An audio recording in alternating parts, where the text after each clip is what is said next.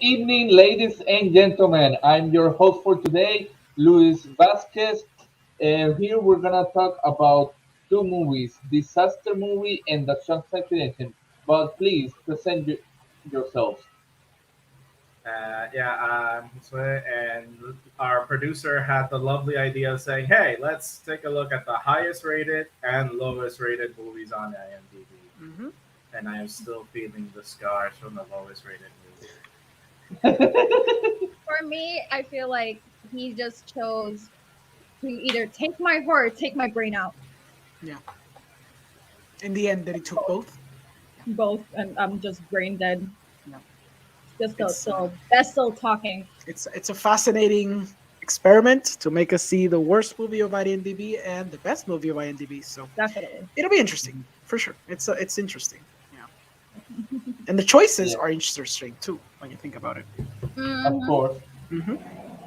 So Uh, to introduce Isabel over here, Libros de la Bruja.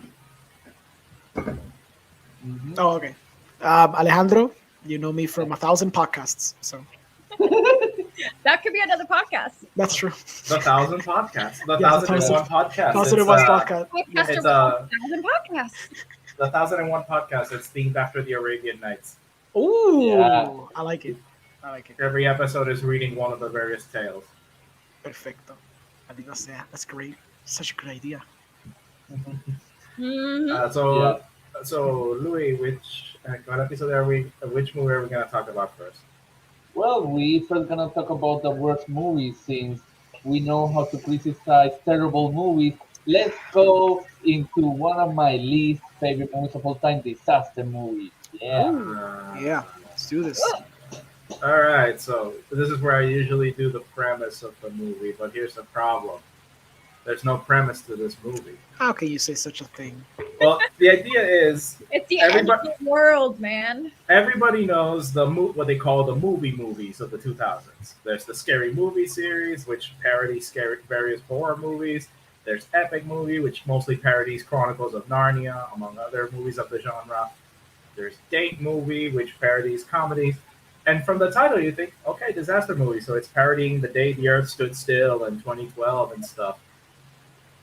No, no, it doesn't do it. What it does, and this is something I have not been able to confirm, and by the best of my research, and by research I mean Google. Yeah. But there is a rumor going around that what the filmmakers of this movie did was they looked at a bunch of trailers of upcoming movies and said, "We're going to reference that." Yeah. And that's it. And that's The about whole, it. Somehow took a shroom in between and then made it worse. the whole movie is just digressions on digressions on digressions. I was essentially live tweeting this to the group as I was watching it, and the opening scene is like it's supposed to be a reference of 10,000 BC because everybody remembers that fucking movie. Yeah. Yeah. And yeah, it's like a hit. Everybody knows it. You say 10,000 BC, everybody's gonna say, "Oh, the Independence Day movie guy did that prehistoric movie, right?" Everybody Mhm. knows. Yep. Yeah. And the opening joke is literally the a caveman runs face first into elephant poop, and he says, "Shit." While also trying to make a Monty Python joke. Mm-hmm. And failing. Of course. I'm Terrible. just saying Terrible. there was an attempt So at making a reference. I was watching that in the break room of where I work. I work at a 10th floor, and I considered jumping. Actually, With that I- first joke, I was already like, I always say, rubbing my eyes and already rubbing the back of my neck. I'm like, oh, it's this shit. so the movie is supposed to be that the world is ending, and the main character's got to save his girlfriend and find the crystal skull. But like I said, there's like a 30 seconds of plot, and then there's like this extended sequence of some guy doing an impression of some celebrity, and it's just almost 10 minutes of gross out humor and very very sexist and homophobic humor. Yeah. And it's like Yeah, it's like this And movie racist. made me feel so There was a funny. lot of racist jokes. Yeah. It's like the worst of the edgy 2000s humor that Family Guy helped to make famous. Mhm. But at least Family Guy had a couple of chuckle-worthy episodes, Yes. This this doesn't. It was pain. If you look at my live tweet, it's like, ah, yes, celebrity cameos. Oh yeah, how could I forget? The movie opens with also has an Amy Whitehouse joke. Yes. I Making still Yeah. don't get that joke, by the way. She Maybe was a drug addict. You don't remember? Just Sabertooth situation. That was my issue. I'm here like, why? Oh, because of the teeth. It's the teeth. She had because she's crooked British, teeth. get it? Yeah, The exactly. Brits have terrible teeth. That's the joke. Ah. Fine. Oh wow, really? Drax over here. Disaster movie. Disaster movie. Yeah, Okay. what about the- ¿Te vas a desaparecer? Hi Welcome, there. Decker. Hola, hola, Corillo, ¿cómo están? ¿Cómo están? Bien. Sadly, we just get the voice and the ghost of Deke. Yes. Yeah, this is the Because this closest movie thing. killed him. Yes. Oh, Yeah. The movie is so bad that the meteor killed him. Yeah, one of those meteors got him. Oh yeah. Exacto. Okay, so at one point I texted to the group, Jesus Christ on the DeLorean. It's only been 15 fucking minutes. It was by the 15-minute mark, I could have sworn it was almost an hour into the movie, and when I check it's only been 15 minutes. That is when it finally started to sink in. The pain had only begun. That's how bad this movie is. I mean, this movie is directed by the worst directors of all time, Jason Friedberg and Anton Seltzer. When I saw the first movie with my family, epic movie, we all hated that crappy piece of shit. I hated it, and obviously not in the movie theater, but then we saw Meet the Sparks, and then like 6 months later, Disaster movie. I'm like, wait, these two assholes had the balls and audacity to make two parody movies in 1 year. No. Other thing, yeah. Yeah. Like they Yeah. wanted Pero- to make some bank on that, and they, Lord, came Pero out. no with salieron como 20 de estas películas, como que Epic Movie, Hero Movie, Disaster Movie, qué sé yo, movie, Yeah. de estos I movies. mean, yeah. Como que esto no era una era. Como que I This was kind of like miss some of them. I'm not gonna lie though. Like Hero Movie por lo menos. Hero Movie en aquel entonces llenó unos voids que no tenía obviamente Spider-Man. Y los otros días la revisité gracias a esta misma película. Yo no sé cómo ustedes no apreciaron esta película. O sea, ustedes no empatizaron con esas ardillas. How awkward was it to watch Drake Bell in a No starring me role con again? ninguna ardilla. A mí me llamaron ardilla por el resto de mi vida. I'm good. You're good. Yeah. Yeah. Horrible. And then it's like Mhm. it's just these jock like douchebags behind the camera, and then they have like the balls to like create it like a lot can be and has been said about Juno, whether it was overhyped, if it's worthy of any backlash and whatnot. But coming from these guys saying, "Oh yeah, Juno, I just speak an overly quirky dialogue for the sake of being quirky," I And wrote it's that. like- It's my notes. Yes. It feels constantly que they have such a hate boner for Diablo Cody que es estúpido. They're like, we're gonna dissect Judo for what it truly is. It's just witty jokes and millennial humor, but obviously we're capable of doing so much more elaborate, better comedy than Judo could ever dream of. So Yeah, let's just make a- by having let's just- Juno do a "You Don't Mess with a Zohan" reference on Uh-huh. chicks Oh, from yeah. Sex and the Oh, City. my Spinning God. around in her belly. Spinning Oh, around yeah. her belly, I was Oh like, my god, yeah, these Seriously? movies have this obsession. Breakdancing is not funny. No. Didn't you Thank know? you. Almost every one of their movies have a breakdancing sequence, and it's like, I'm sorry, but that's not funny. No. That's impressive if done right. Yeah. But I mean, it's there not. were- It's there was just The funny. Disaster movie did it right because they tried making a whole we can see that there's stunt double situation. Which yeah. is ruined by the fact that you show the stunt double. yeah. The joke is literally ruined when you show the guy. Because I was like almost saying like, wait, that's kind of clever. Porque I can see that it's not her. It's not her. And then But 2 seconds later, boom, la cara del tipo. Yo, okay. It's also a Yeah, repeat. they ruined it right there. Look, it's also Yeah. a repeat and a ruination of they did that same joke but better in Date Movie. They did. There's a sequence in Date Movie where, Date where the Movie? lead character La gets on Motora? a bike and you can tell it's this big buff black guy on a dress. And that's one of the few good jokes from that stupid movie. Yep. Of But course. Disaster movie is One like of the worst of the very, worst. very few. No, it's the worst of the bunch. Ugh. No, and can we mention why does Carmela Electra have to appear in every fucking like funny movie like that? Because she's a porn star. People know she's a porn I star, have and that's the no joke. idea. Exacto. Yeah, and you got this thing between her and the Kardashians. They're a big Right, and Kim Wrestling. Kardashian Kim Kardashian. free like surgery. And they even ruined that because the choreography, between those two is so freaking bad. It's like I'm bored.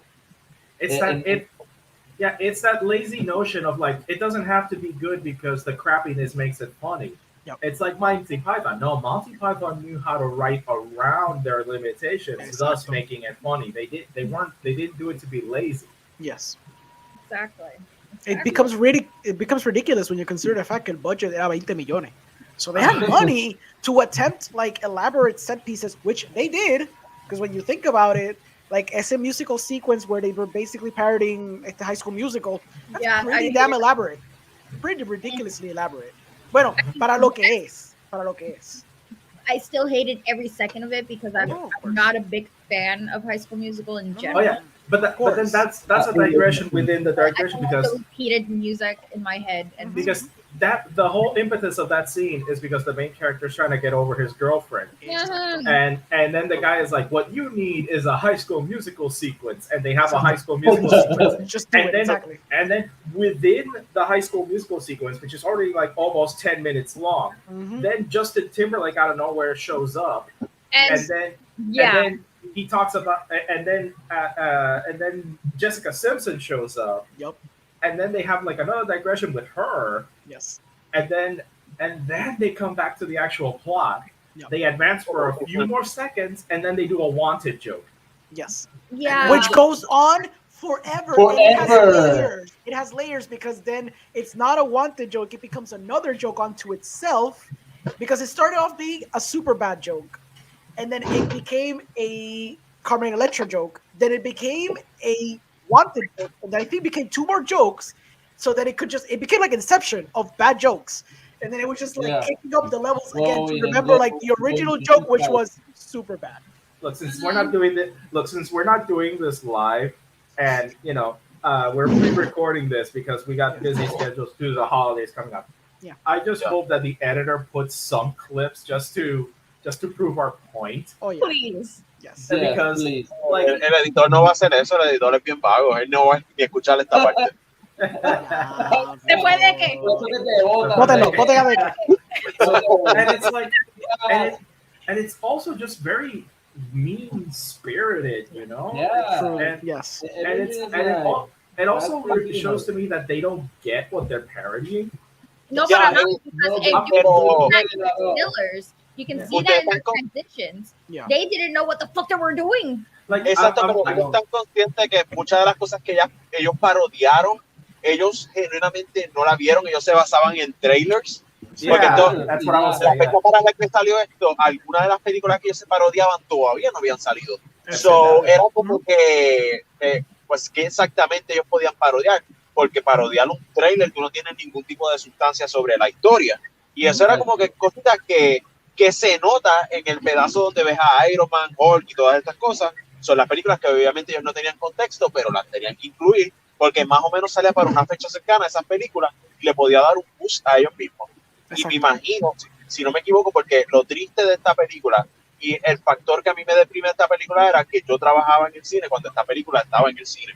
Y me trajo como un factor de presión adicional a que, man, esta película es vieja, yo soy viejo, todas estas mitad de estos jokes se perdieron ya con el tiempo, didn't age at all good, o sea, nada de esto aged well. Tú sabes que hay algunas películas que son porquerías, pero con el pasar del tiempo adquieren valor. Esta película no, es todo lo contrario. No. Cada tiempo que pasa demerita más a tal nivel que pues la tenemos aparentemente en la número 1 de las peores películas. Eso es mucho decir. That's its own cancellation of itself, but I'm actually surprised nobody has mentioned it. It's so bad that nobody's mentioned it.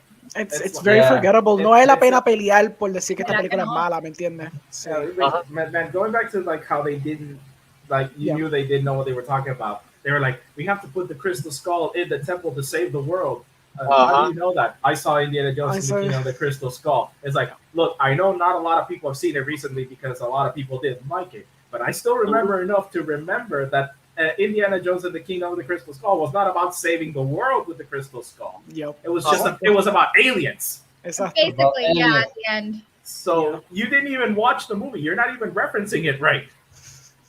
Doesn't matter because it's always about Indiana Jones with an artifact, dude. That's the main premise. So yeah. But then it's like, I can't believe, like, I didn't watch. Not really, but we can argue that another time because I'm a huge Indiana Jones fan. Lo mismo, son lo mismo. Todas las películas son intercambiables. Todos tienen una piedrita y un artefacto. There's some Nazis in some of them. I would make the argument that Temple of Doom is worse than Kingdom of the Crystal Skull. Yeah. Temple of Doom es la primera, right? The second. Sí. Okay.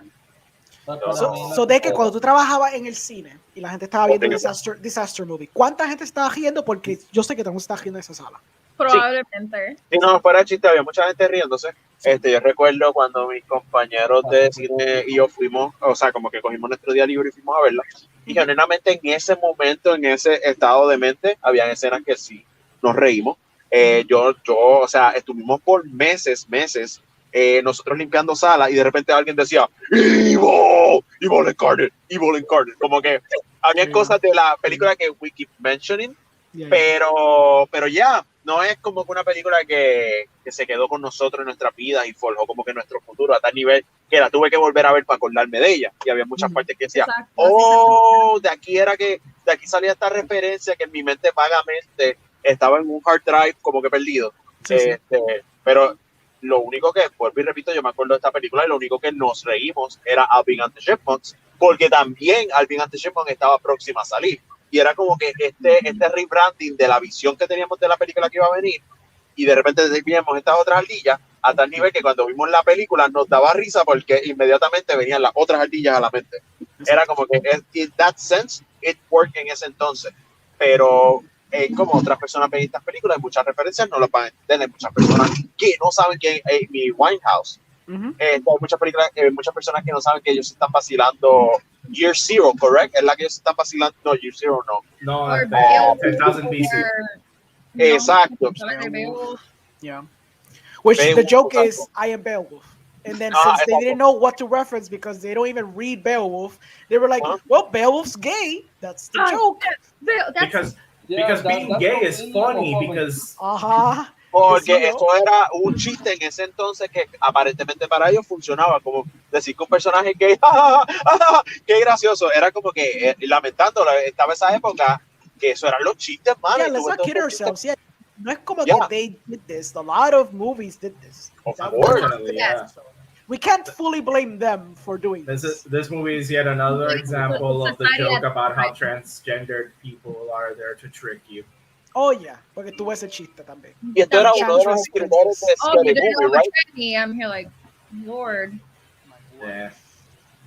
Mano, that whole sequence, they say Fable, it's like, yeah, fighting people naked. And they're like, oh, that is so gay. No, it's not. No, it's not. Then I go with my friend. Naked, yeah, you're gay, haha. And I'm like, I was just surprised they actually knew that he was supposed to fight Grendel. I'm actually surprised they knew that. You're like, wow. Yeah. They know. Okay. Somebody actually remembered their English class in Exactly. college. Do we have to agree though, que con the Enchanted Princess, they just slapped in whatever joke they wanted to slap in and that's it? Just I'm pretty sure they let her improvise. I will say this, the actress looked like she was giving it her all, so I'll give her that much. Por eso, yo creo que they let her why I feel like it's a person trying to be funny. Oh, I'm gonna eat this piece of glass, whatever. It's just not really that funny. But oh my god, that was so cringeworthy. A mí lo que me molesta de estas películas es lo disgusting que pueden llegar a ser y como que tienen unos momentos que te hacen como que y entonces the shoe phone. Sea la madre, mano, es como que like el tipo de gag, making somebody gag is not funny at all. O sea, el tratar de hacer vomitar a tu audiencia no es algo que yo diga como que, mano, que fucking escritor dice, ¿tú sabes qué sería funny? Pues bregar con el gag reflex de una persona, hacerlo que vomite en la sala. Como que yo genuinamente, o sea, esta película, yo la veo con otro ojo ahora y me molesta que si yo pudiera, si hiciera time travel, yo entraría a la sala y me metería un puño por haberme reído en algunas escenas, genuinamente. Yeah. Y me miraba y decía, tú te lo mereces. O sea, y sé que mi yo del pasado se iba a confundir tanto. Yeah. Yeah. I still don't understand how I liked the movie back in the day. Maybe You were young and stupid like us. Yeah, when you're younger, your standards are lower. Yo estuve Thought con un that was montón de funny and now it amistades. makes sense. Mira, cuando yo fui, no fue con esta, pero por ejemplo, Meet the Spartans, yo fui con chorre pana, and we died laughing. Because I remember I did laugh at that movie. So you're like, it's, you know, Britney Spears, and she's crazy. Ha ha ha. And they put her in the hole, and then they put like 7 more celebrities in the hole because that was the joke, the stupid hole.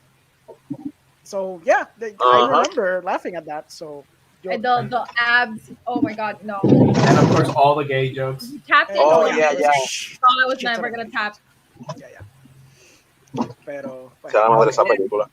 so Cara, oh my god, el joke de Michael Jackson. Yo no sabía si para el tiempo Michael Jackson was still alive or not, pero He was. he was. He was. I still feel like Pero tú estás hablando, ¿qué película salía Michael Jackson? Porque Michael Jackson es personaje. Y era el mismo entonces de las de Scary Movie, ¿verdad? Porque Scary Movie yo creo que fue la primera vez que él salió. Yes. yeah. Creo que es Scary Movie 4, si no me equivoco. Es la primera que sale Michael Jackson como si fuera Steins. I vaguely remember it was in the third one. Yes. Because I he don't know. was fighting Charlie Sheen. Speaking of la 3 es la non-controversial de Charlie celebrities. Perdona, se me olvidó que la 3 es verdad. Siempre yo tengo esa confusión. Porque para mí Scary Movie dejó de funcionar después de la 2. Para mí, eso es lo que yo siempre, que estaban los Wyatt Brothers, pero después cuando ya de ellos los personajes te han salido, si no me equivoco hay una que ellos vuelven, ¿verdad? Más adelante. Maybe the 5th one. I don't know. Maybe there was a 6th one. I don't know. I will say Hay this. Are there? Yo no sé si ustedes han visto Scary Movie as of Too recent. many. Because Too I many have. of it. You should As a what? rewatch it. What? You should rewatch them. You should rewatch por lo menos la primera. It The doesn't first hold Scary up Movie? as well as you think. No, Yo it doesn't. El segundo tampoco. I think doesn't, the third one, I only have fond memories of the third one, and it's only because Leslie Nielsen. That's fair. I Ah, can yeah. understand that. Yeah. Y también porque tú lo ves con amistades, se queda la buena memoria verlo cuando está amistad en high school, whatever. Oh, yeah. Pero if you rewatch Scary Movie today, te das cuenta que they actually don't know what they're referencing very well, even back then. Hay muchos chistes que when they don't know what they're parodying, they just resort to either a gay joke, like a gross out humor joke, Or racist. or racist, or even like an actual reference de los tiempos. Compare that to like movies, más o menos de la misma época, Hot Fuzz. Like Hot Fuzz is a fucking. Yeah, is a no logo, pero really? But the We're point gonna is, compare but- Scary Movie con Hot Fuzz. you know what? Fucking yeah, because they're both satires. All right, let's do The whole this. One of them is Tíralo ahí. a loving satire of the action genre. Yep. They love the genre. They play with the tropes. They poke fun at some of the sillier aspects of it. They subvert expectations by the ending, having none of the villains die, just get horribly injured. Yep. But it's a loving tribute to the genre. While this is just like a cynical cash grab that they don't even know what the fuck they're talking about. It's the lowest of the low-hanging fruit, the kind that's rotting with worms in it and everything. The thing is que they made money. That's why they kept going. Obviamente, Of course. alguien está funding them because they understand that these make money. Even cuando hablamos de Disaster movie, it had 20 million on a budget, but it made 34 million. Granted, that's not a lot, porque obviamente el marketing has to be taken into account. Pero it was enough para seguir justificando making more of these, aunque quizás el budget bajó, porque obviamente 20 millones para lo que tú ves en pantalla, it doesn't make any sense. Yeah. Porque Okay. tú no encuentras dónde están estos 20 millones. There's no famous people No. at all. Okay. Like, todo se ve super cheap. They do have Yeah. a lot of on-set locations que maybe ahí donde se puede ir un bulk of the money, pero there's no one famous. Like, I don't understand where the money went. No sé si es un lavado de dinero en secreto o algo, pero... All right, so here's some of No lo había considerado así, que estas películas sirvan de lavado de dinero. Sería tan... Parecido. Wow, mano. No lo había pensado así. It's not Eso pasa unheard of. en otros It's not unheard sitios of. del mundo de Yeah. que... Okay, so we No, watched No, por this eso fuera movie. chiste, no. Es que estas películas No, so no hicieron ver esta película because it's like the bottom worst rated movie in IMDb. And This it's, of movie- course, understandable. It's a disaster. In IMDb, at least as far as IMDb goes, this movie is worse than such bad movie classics as Manos, The Hands of Fate, Kirk Cameron, Saving Christmas, Uwe Boll's House of the Dead, Food Fight, Oh my god. Battlefield Earth, Ooh, yeah. Geely, Dragon Ball Evolution, Cats, Oh my god. Jaws the Revenge, Troll 2, Aw. Kazam, Yeah. Jack and Jill, Catwoman. This movie is considered worse than all of those. Yeah. And I haven't seen some of them, granted, but I have had the misfortune of seeing a good chunk of those, and I've been inclined to agree. Yeah. See, this is Dragon very. Ball It has nothing Dragon Ball to do Evolution with it. hurts me more personally as a Dragon Ball fan, But yeah, I feel that's this Dragon Ball one. but this That's- movie I would say it's objectively worse. I mean, I'm surprised that Avatar: The Last Airbender, the live action, is not in there. Oh, it's let me see if I can find It should be there. It That should movie be there. got me Yeah. to the bone. I But see, would when you never- consider the fact, es que por lo menos estas películas, we do have an attachment to the original source material, hence why we don't like it. Pero even these have a plot. Yeah. Yeah, These does even a then very have a loose plot. The plot. Last Airbender one is basically the series in of itself. They just Sí. made it so bad they whitewashed it and they slowed Sí, down sí, the claro. action to a point where it just feels like they're in slow motion most of the Oh, yeah. time. Yeah. It's just- Pero enséñaselo a alguien que no ha visto el anime y probablemente le puede conseguir cosas positivas a la película. That's the thing. Because when they see it at face value for what it is. And they're like, oh, pues se ve como like a cool little adventure with kids who have powers. Y ya, no le dan mucho casco a eso, ¿me entiendes? Pero we understand todo el contexto de los personajes, todo el lore behind it. And we're like, this is a very truncated version of that. Y lo que va a pasar usualmente es que people are going to ask, hey, should I watch Avatar: The Last Airbender, Of the course. live action? Everybody's going to say no, Yeah. and they're going to give you the reason why. Exacto, of course, tienes toda la razón. Pero Josué tiene un punto muy grande que es que, aunque estas películas son malas por otro elemento, ya sea bad adaptation, bad storytelling, whatever, at least they have a story. At least they function as a movie. Exacto. Yeah. Because that's These- have no fucking story. Esta cosa This- it's so bare bones. It's so minimal, the story that it's trying to convey. Like, I would argue maybe a worst example of this could be la de Movie 43, which I had the misfortune of watching. I know many people have never watched it. Movie 43, lo que pasa es que como un weird anthology movie that is like kind of hold together in glue por este plot de este nene que está hackeando la internet or something, and then every time he switches to a channel on the internet, he sees another little anthology movie. And this movie is very infamously known porque es una película que tomó muchos años sin hacer, porque tiene un montón de personajes, de actores bien famosos que hicieron little short films for the movie as favors to the producers. And they joined all that, they put it in a trailer to sell it. Of course, this movie didn't sell very well, but I would argue that's even worse because as an anthology series, it barely functions. As a movie, it barely functions. Y aunque por lo menos tiene like a little semblance of a plot, Movie 43 doesn't even have that going for that. So, but it's still horrible. Like, cuando tú ves la lista, I get it. Porque at least the other movies have a semblance of a plot. And they have something resembling what a movie should be structurally created as. Aquí Yeah. no. And hey, aquí, está mal. No, esto es... At least Manos and the Hands of Fate had a decent Mystery Science Theater 3,000 episode out of it. Of course. Yeah, Of Disaster course. movie just feels like two kids with the Super 8 camera. See, it feels like, yeah. Oh, it feels like little exactly. kids That's the perfect que- way to You can describe get- the movie. Yeah, they Yeah, were you like, this can is the very bare bones story. Entonces, como veía esta referencia going around, estos trailers, estas películas que vimos, let's just stick them all porque, como no sé si fue de José que lo dijo, because they were relevant in that time specifically, let's just stick them in there so we have something to sell cuando salga la película, como pasaba con estos trailers. Especialmente pasaba con muchas películas animadas. I think even the Alvin and the Chipmunks did it, where they would reference in the trailers movies that were coming out during those times, and then the joke of the trailer was que it was always about Alvin and the Chipmunks, or it was always about that movie animated film que iba a salir. Yeah. Yeah. So, Yeah. Yeah, then you can get this. To say. You can get the same out of this movie as you could get at fucking watching old YouTube skits from the 2000s.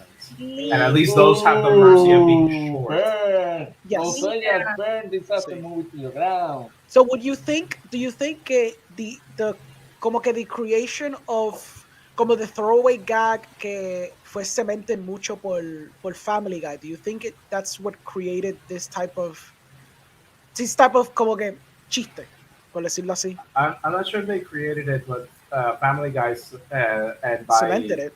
and yeah, and then came and then it was the 1-2 punch of Family Guy and Robot Chicken. Okay. The The video- idea of the skits of like quick Yeah. shitty jokes, But references. much like Family Guy at its He worst, executed this disaster movie proof. doesn't know when to end the joke. Oh, sí, yo puse eso. There is, there's the idea of the rule of threes. Eso obvio.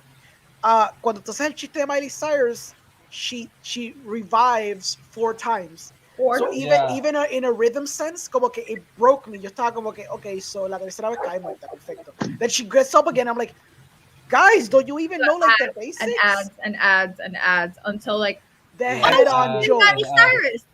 For this. And that's another example of them not getting what they're parodying, because they imply with that joke that she's tricking real life kids and that she's 2 separate people. And it's like, I didn't watch Hannah Montana around that time, but even I knew that the kids knew because it's in the fucking theme song. Exacto. They know In the that theme Miley song. Cyrus is Hannah Montana. Exacto. That's the whole plot of the fucking show. Exacto. You could at Exactly. least do the bare minimum research of just Exacto. watching the intro. Exacto. Another thing I really disliked Yes. was the musical transitions. Apart from the High School Musical one, the ending one. Oh yeah. What is even? I know And why. I have a it's good even theory lazier. Look, it's even lazier in the version I saw was the PG-13 theatrical version. for that. Okay. Oh, So because they can't get away with saying fuck, they say Fuck. date. They say I'm dating Hannah Montana. I'm dating, Oh, and it's like okay, so. It's like okay. you guys are so lazy. You couldn't come up with a theatrical ending and saving this musical one for the unrated DVD. No, Exactly. you just had to change a word around so you wouldn't have to do extra work. Extra work. Yeah. basically. They probably didn't know Creo what que la to que do. yo vi fue la uncensored. I think we just Yeah, in definitely. HBO Max, I'm pretty sure que está uncensored. Yeah. So my theory with that song, and I think it's the reason why, even though this movie is very dated, the musical number saves it for basically for para hacerlo future proof. Por el mero hecho de que it tells you exactly what every character is playing in the movie. Because they reference each and every single character or celebrity in that time in that song. So then if you actually didn't get who that person was in the context of the film or in the context of the joke, at the end you can at least be like, oh, I get it. That's supposed to be a chipmunk. Because we're Let's 20 years suppose into the this guy future or- and we don't know what the hell Alvin and the Chipmunk is. We just see 3 chipmunks singing. We don't understand the context. But now with the end song, I'm like, oh, it is something called Alvin and the Chipmunks. I see. Maybe they could have gone away with just putting that last number instead of the whole movie and Yeah. made it a short film like that. Yeah. Or maybe just like a music video. But of course, they were assigned to make a movie. So obviously, esto es lavado de dinero. Esto es bien obvio. I think we're all clear Bien on lavado de dinero. this. They did the bare minimum with $20 million, which is obscene. O sea, yo he visto short It's films, obscene. yo he visto largometrajes que han sido por menos que eso, and they're phenomenal. So this is just baffling. Donde esos 20 millones se fueron. It looks so cheap. Yeah, a complete waste of $20 million. Yeah, it's kind of ridiculous. El último comentario que yo iba a decir era, there's the head-on joke, donde está la princesa poniendo like the head on. yeah. Directly to the Ah, front. yeah, play That down. joke. Playa. Sheila, Head I'm on, already eyes doing that. on, face on. So I don't know if you ever guys have seen Tim and Eric, but No. it feels like very Tim and Eric-esque humor, which is to say, it almost feels like a very fever dream, kind of like psychedelic YouTube poop type of humor. Yes. Yeah. So even then, porque también lo están attempting, no les sale bien because obviamente el chiste como que no hay un setup. It's just literally she just starts doing the thing and then she gets upset. Pero Yeah, even she just- then, it was like It a was an weird. awkward, weird transition there. It Yeah, was. she just randomly says, "I have a headache," and then they go right into They the go skit. right into it. Exactamente, Right. exacto. So, es algo extraño porque cuando me puse a verlo, because obviamente I'm like so bored by it, I start overanalyzing it. Yo me estoy dando cuenta que parte del viaje de esto es que there is some semblance of understanding. O sea, yo diría, and I would argue, you're probably going to fight me on this, that these guys are not idiots. I will explain why. Because I feel that que, aunque quizás la mayoría de las cosas que they actually parody, they do not understand. One of the chipmunks randomly said red rum. Right, I remember that. Yeah. A chipmunk saying red very- rum Exactly. implies that these men have seen films. Listen. And they have seen good movies at that. Porque the other reference that took me off guard fue que they actually reference, although eso era porque salió during those times, so fine. Pero they do reference el personaje de Javier Bardem de No Country for Old Men. Ajá. Granted, el chiste era que Con el party. simplemente- ya. Pero al yo ver ese personaje y yo ver la referencia a Red Rum, I'm like, you guys are not complete idiots. You, I don't think you they're have idiots. seen movies, I would you argue understand that plot we're not and complete idiots. structure, pero you Pero ahorita decided veo- not to do this. Ajá. Ahorita Peos dijo algo que como que me voló la cabeza porque ella dijo Disaster Movie y lo estamos viendo como que, ok, como que son un montón de desastres pasando, pero what if, bear with me, So, they wanted to make the shittiest disaster failure of movie. I mean, Okay. yeah, I kind of pondered Yeah, that maybe idea a that apocalypse. this is a movie making fun of itself. Oh, are you saying that they were trying to do basically like a cinema version of The Producers? Yeah. maybe, Like a- maybe. Make, Yeah. make a movie They- so bad they could do a tax write-off out of it or something if it tanked. Like almost like a malignant type of joke. Is that what you're trying to say? Oh. Yeah, I mean, Ah, Oh, I was gonna Oh. compare it a little bit to I don't know if you guys read this comic. Deadpool kills the Marvel universe that he kind of kills the writers. ooh, Oh yeah, Kills the writers. See, como que they're just killing themselves off. They're just fucking making a disaster just to make the fucking disaster. Fíjate, I could maybe buy that, pero es que tendría que ver si algún momento en la película. I'm never watching this movie again. Please don't. No, make please me watch it. Pero like We're try gonna to go remember in my brain si habría alguna instancia donde there is a reference from the writers themselves or the directors themselves, pues ellos lo escribieron también, where they're self-aware of that fact. Yo lo más que puedo allude to, pero esto fue un viaje de pasto que me di, era que there is one point where one of the characters looks directly at the camera, if I'm not mistaken. Y es cuando la Enchanted Princess looks directly at the camera after the first murder, because she murdered somebody, Yeah. and then Yeah. she looked at the camera, like, it's my first murder, y que si de caramba. Entonces she Like, kind of they like said the first stares. murder wasn't easy. It was going to be hard, but I find Yes. it kind of therapeutic or kind of fun. Algo dijo así. Exacto, y después miró a la Yeah, cámara igual. directamente diciendo esto. Yo me quedé como que, why is she breaking the fourth wall in this exact moment? And then obviously my mind was like, is there a meaning to this? Is she the audience itself losing their sanity reflected onto her? I mean, it could be so many things. De que Yeah. dijo, Oh, I no, can't they anymore. got Sí, They hated de it, que it's and like, he I got don't left. like this analysis anymore. Yeah, this review is even hurting Dick. It's like, It's no, brain- I'm it gonna hurt his wait. brain. I Too think it much. imploded. His head imploded. His head is His head bloated exploded. with that. Like, Sorry, I was shifting. Yeah, on the my last thing- computer. The last thing Decca heard was that stupid ending song on loop. Yeah. Okay, by the Yeah, way, that it- ending it song hurt lasts for him like so bad 5 or that 6 sent him to a minutes. part of So the It video. felt like Pretty 20. long song. It's a long song. Yo me recuerdo que Yeah. es que creo que José lo había Dick is mencionado. alive. Oh. Ahora sí, Oh. vivo. ¡Viva! José había mencionado el hecho de que during those times it was sort of a trend de tener a musical number at the end of the comedy porque lo hizo 40-Year-Old Virgin y lo hizo Anchorman, if I'm not mistaken. Lo hizo Sí. también, and that was also made famous in animated movies like Shrek and Shrek también. Megamind. You are A totally lot right. of DreamWorks movies actually. Sí. ended Por that. eso. The So, Hangover. Yeah. maybe it was part of it. El Hangover did it. Ah, sí, The Yeah. Hangover did it. Por eso. So, obviamente el mejor ejemplo que me acuerdo es 40-Year-Old Virgin because it was so fucking clever. It was fucking beautiful. It was Pero, oh yeah. So maybe it was because of that trend. Pero cuando yo estoy viendo que duró tanto la freaking canción, it started to make me wonder que si era porque tenían que cumplir con a certain allotted time, y obviamente esto era tan paper thin el plot y tan paper thin los jokes, que Sí. probablemente algún estudio él le dijo, mira, we can't have a 60-minute movie played in a movie theater. That's not a movie. It has to be minimum 90 minutes. So you gotta get to 90 minutes. Yeah, y yo creo que that- de ahí it probablemente might be vino la that. secuencia. It might be that they just need to fill more time Sí, to 'cause- in order to for it to be considered a movie. Claro. Think of the last time ever in your life where you've seen a 70-minute movie in a movie theater. Exacto. Never. Because Never. usually eso, hay una mentalidad, no sé si es una mentalidad de Hollywood, una mentalidad de producer, I don't know de quién es esta mentalidad, where si es una película de 70 minutos, that's not a movie. That's like a short That's a film. movie.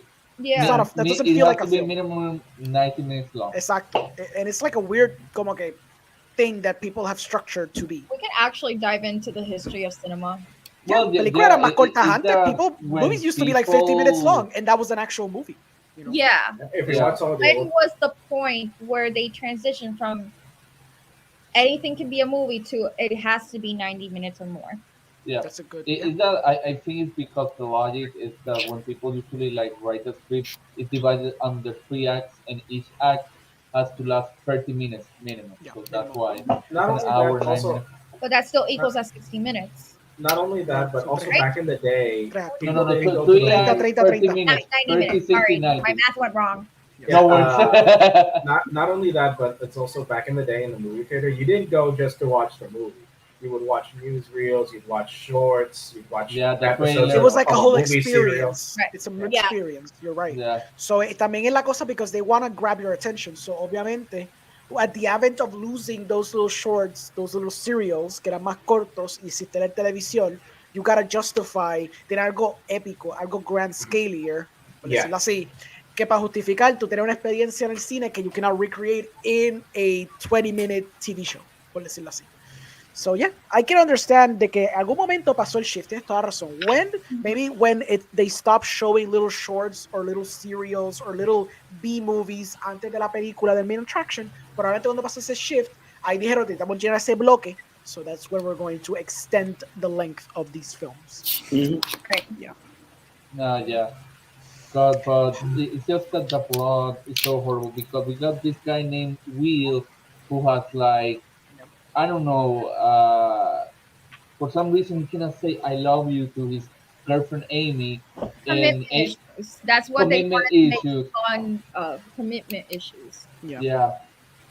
And also, I think another reason that this movie, is homophobic, is probably the protagonist. Maybe he's closeted because, he's so scared of telling his girl "I love you," and at the same time, he's making a sweet 16 party. Like, bro, what?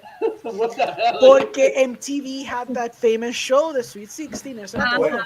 Era por Which eso is nada más. the, which is I the wonder close- if they got that copyright because they made the whole even the intro. it's the Exactamente como la serie.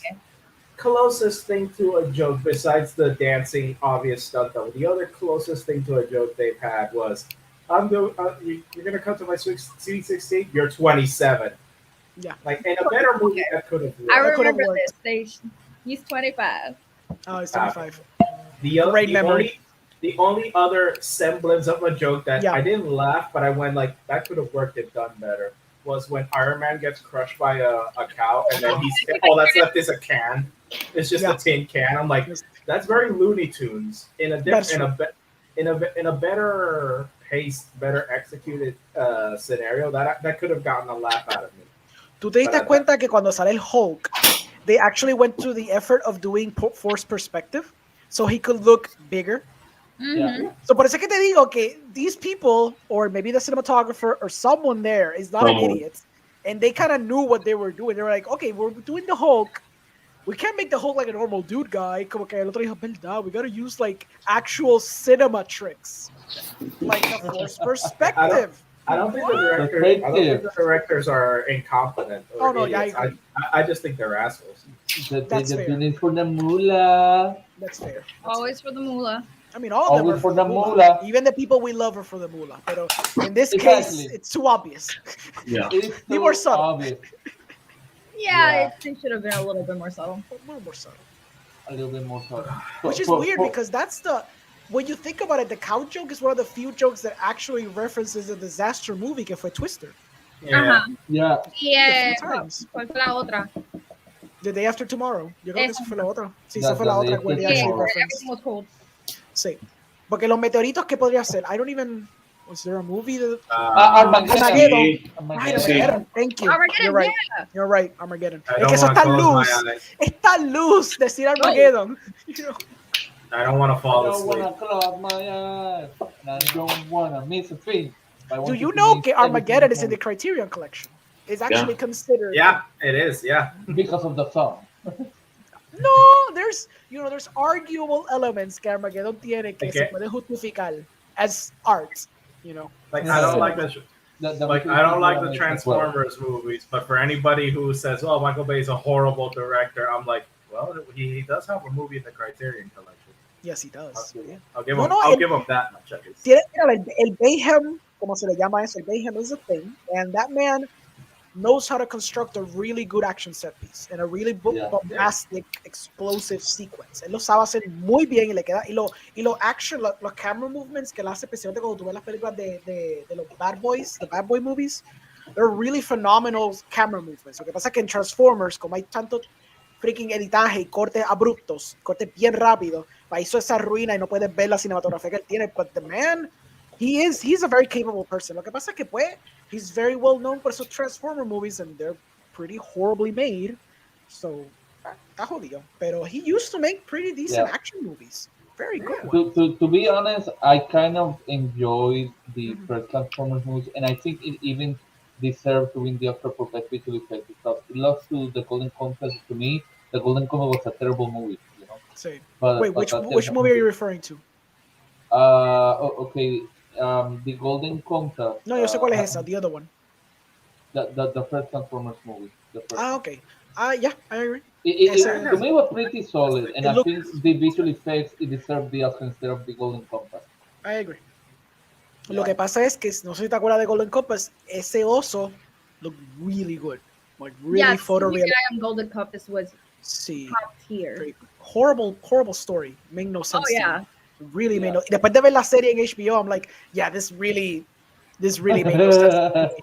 Cuando tú ves la serie, todo se expande y todo se explora como Dios manda. You understand all the character motivations very well. En la película, yo estaba como que, I'm so confused. Y después alguien al lado mío, es que el libro te explica tal cosa. But I'm watching a movie. I want to understand the movie. Pero la cosa Yeah. there's a right and a wrong way of doing a movie based on a book. You Yes. at least need the context Yes. to Yeah. understand. Yeah. If you need external, like if you need an external source to understand or improve the experience of the movie, then that movie That's the failed. only reason why that movie kind of had some, I guess, recognition. Mhm. Es mayormente CGI Yeah. y el set design y obviamente costume design. Everybody loved the costumes for some reason. El headpiece del oso, la ropa, Yeah. like I mean, HBO literalmente se copió de la película esos elementos. Esos son los 3 elementos que el show se copió full. Yeah. Because it knew it was the elements that worked from the movie. Pero el problema es que esa película, como le pasa a The Last Airbender, it just takes the highlights del libro. yeah. But it doesn't contextualize That's con un it. character arc que tenga sentido. So you're just seeing someone going through the motions como si tú fueras un Wikipedia listicle, donde estás going como que pasa esto en el plot, después pasa esto porque es importante, y después pasa esto Yeah. porque es importante. But then you don't have anything que está joined together. When you see the show, todo está como más lento, better paced, and you understand cómo un personaje va de esto a este punto, a este punto. Mhm. Yeah, You just gotta watch the series or read the Yeah. book. Yeah. agree. And that's how bad Epic Movie is. We just digress about talking about better shit. Yes. Which Yeah. I It's think the nature of talking about shitty movies. We end up Yeah. just talking about better movies Better because movies. we just Yeah, don't. yeah. I think Because this speaking is of better a movie movies, that we Oh, hate. you're gonna. Pero bueno, wait. Antes de hacer el full transition, then do you think que es justified as this being the worst movie de acuerdo a IMDb, de acuerdo a la gente que casualmente va a un IMDb y pone un rating entonces? Hell yeah. Okay. I can't think of a movie that I can off the top of my head that I would consider worse. Okay. But at the same time, if you were to tell me, "Oh, I got a worse movie than this," I'd be like, I'm not even surprised at this point. There's a lot of shit out there. Yeah, Yes. for me personally, the worst movie I've ever seen is The Human Centipede. But let me go back Mm. to Like I humans. mean, Disaster movie. it's interesting. For I me, like it. That Disaster word. movie, there No are It's not confundaste only for the faint worst of con la heart. peor experiencia. It's ¿Oíste? not for the Mm, faint of okay, heart. okay, That's for fine. sure. okay, okay. Uh, but for me, there are only two good things about Disaster movie. So, One, I kind of find the song at the end a little bit catchy. That's about mhm, it. Not funny, but catchy.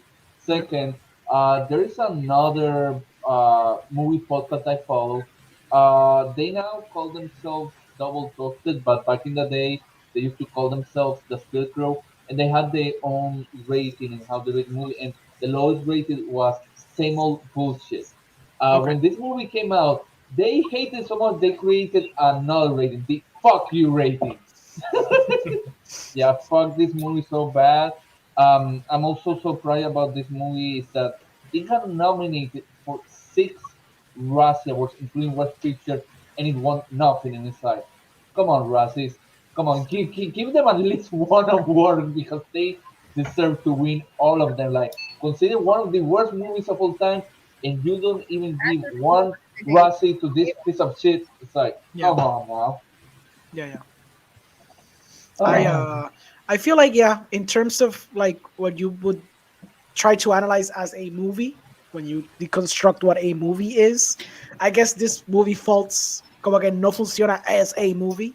Like the characters are paper thin. Algunos se oh desaparecen yeah, a mitad de película. El plot is the most paper thin plot imaginable. Y todo está yeah, justificado con basically references, porque no son ni chistes, they're just literal yeah. references, Even when which, they killed him off, it was just like the most see, stupidest way. yeah, The because Kim Kardashian was crushed by a meteor, and these two assholes, and We're Yeah, just killed and, by and the Kung Fu the boyfriend is Panda. like intensity este crying. was like cut, and you barely saw anything, and they're like, yeah, okay, and then which Yeah, made me question, like, I guess que budget ran out, o ellos estaban pautados por unos días en they were just específico, trying to keep it PG and it's like, 13. okay, we're gonna have Kim Kardashian, 'cause she's the most expensive one, probably, we're gonna have her hasta este día, y la botamos, entonces después, que I don't know cuántos días estuvieron filmando esto, probably like, it was probably 2 weeks o algo así, pretty sure que Yeah, it this looked didn't like a took too long. 2 week production Sí, and sí, era like a it very was like a quick short production. production. So que presumo que, pues, en esos días they cut off their losses con Kim Kardashian, dejaron los otros basically for the majority of the movie, and for the sake of the joke, pues lo mataron, and then they kept Will y la muchacha. Que la muchacha no sale mucho tampoco. yeah. I'm Este, pretty sure Kim Kardashian took like at least $1 million of the budget. yo presumo que, porque para que ella esté en una película, I'm pretty sure que she probably asked for a big paycheck. Y de lo más seguro, for the sake of the joke, porque she was Yeah, relevant during those times, pues se accedieron probablemente a darle los and she chavos. said that she felt honored that she got nominated for a Razzie for her performance. Oh, Like, probably. you Yeah, For probably sure. she will say something different now. Oh, yeah, definitely. yeah. Pero yeah, those times I'm pretty sure she was like, oh, okay, cool. I got a Razzie, whatever. I I mean, got a Razzie. let's never forget that Halle Berry was like, she got a Razzie and she won the Razzie and she went to pick it up and she loved it. She loved every Yeah, second of she it. made So, like an entire speech out of it. por It's eso. like So it's respect. crazy. Wow. So Well, that was Respect. Eso supposedly, respect. what they say, in order for you to win a Razzie, not only you get nominated, but you need to show up. If you show up well, they will give you the Razzie. Por eso. So it's beautiful que she got it. Por eso. It's Este, beautiful. I understand. Yeah, I think que en este aspecto it makes sense que it would be the worst y because of the zeitgeist y la conversación y la cultura y cómo se ha movido todo. Mucha gente se acuerda mucho de esta película más que, por ejemplo, Manos, que you kind of have to saber que Diablo en Manos has so fate to be able to be like, oh my god, it's the worst movie ever. O Birdemic, que yo sé que está en la lista. Pero Birdemic, there's something endearing about it, so I understand Yeah. it cannot be the worst movie. Yeah, Pero- Birdemic is one of the has- movies that is bad, is good. Like 50 Yeah, 50. yeah. Birdemic and The Room both. It's like The Room. They're both so bad because of the ineptitude of the filmmaker. Exacto. It's kind of endearing. It's endearing. Y tomé con lo de Birdemic con el tema que trata de poner en la mesa and the approach that it goes to is like, okay, I can see the attempts. I can see where the director Your heart's in wanted the to right do place, guys. Exacto. Pero aquí Your heart's obviamente in the there's right place, nothing. obvious. It's just like, pues mira, I'm doing the most bare bones approach to storytelling just to justify cagar una película. Y tengo tantos Exactly. actores Because basically a parody of 20 trailers. Yeah, doing like really bad Saturday Night Live skits. Y let's just call it a day. Ooh. And they probably had fun on set because I'm pretty sure they were just laughing it up. I was thinking this. Disfrutándoselo. Yeah. Because you know, even when you make anything horrible, you're gonna have fun on the set. Pero Oh yeah. beyond that, es como que. So yeah, I think yeah, it's justifiable. Que esta película sea la peor. The worst. Yeah, The, I can the agree. worst of them all, because you look and you're like, nah, it has no meaning. All the characters are like, I mean, like the female protagonist, she's like sleeping with the protagonist and two other guys at the same time. That you're like, what? Because all women are hoes. Did you know? Oh my god. So says the insecure douche. Yeah. I just feel like I wasted an hour and a half or whatever amount of time that I've spent watching this. And I regret stopping from working because I was working watching this just to shit my head. Yeah, it's like you need to know yourself to it's like, what the crap in hell am I watching? I can go back to work. Yeah, man. Oh, please, shit. And I said, no, and not only that, but the protagonist is like, like the male protagonist tells the female protagonist, hey, look, the end of the world coming, and she's like, no, I don't believe you, I'm going to work, and it's like, and then like, you know, towards the end of the movie, yeah, we got to put the priest to come, and it's like, wait, you knew this shit all along, then why the hell in the beat you act as if you didn't care? She had a spear in her shoulder? So that's what prevented her from. That's what prevented her. And she had the skull in her like vagina. She could just like, I don't know, and move. Yeah, that's the crystals. All I can think, cuestionando la lógica de esta película. Bobby. Yeah. All I could think of by the end of this, there was a point where I even wrote it here. I was like, oh, how is there still 30 minutes of this shit?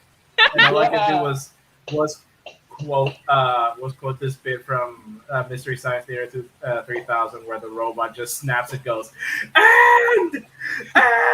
and just end. On that, and then, actually, then the musical number happens, and then I see that there's like a blooper reel in the credits. I'm like, fuck this, I'm out. The credits are rolling. I get to leave. That's the rule. La cosa que yo me recordaba de esa música y I'm here like, okay, bye. ¿Usted quiere saber lo más triste y lo más gracioso de esto? ¿Qué? Que yo vi esta película 2 días antes que el ex la recomendara para este episodio.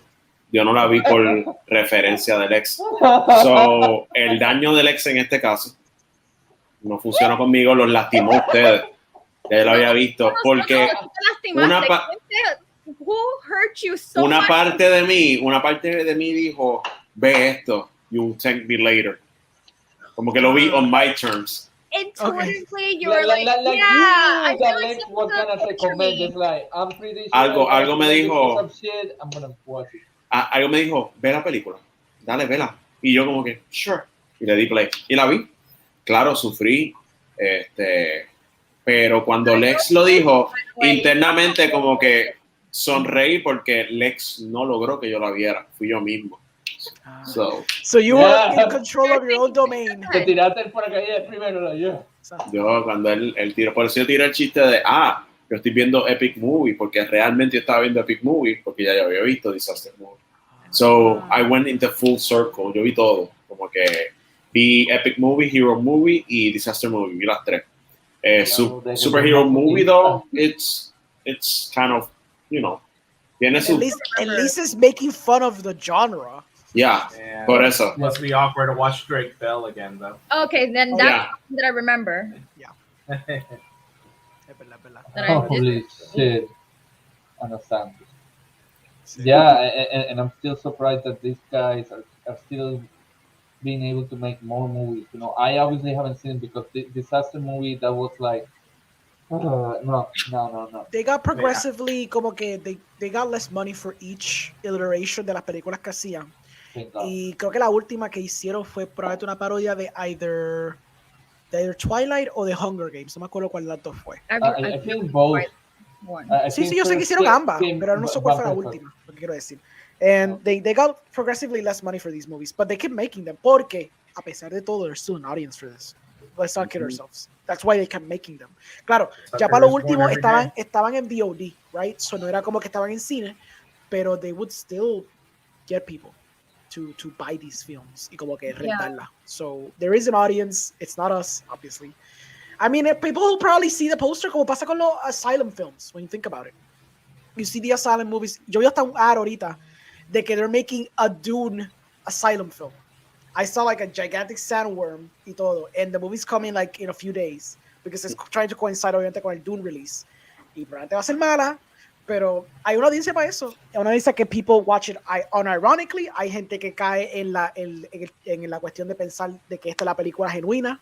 So they don't have to go to the cinema because they're like, oh, it's the same thing. It's on Redbox. Why do I need to go see it on the movie when it's here? Se la rentan o whatever, o la ven en VOD y caen en la cuestión. Y hay gente que genuinamente le gusta these asylum shitty films, tú sabes. So there is an audience for this. It's not us. I don't know who it is. Hi to these people who are. I mean, Right. Talk about a good movie now. Well, have we said everything we needed to say about this? I believe so. so. I mean, I honestly thought we were gonna talk for a long time, and we've talked for. Oh wait, we can. For an hour. We can. We shouldn't. We can. Oh, we but can.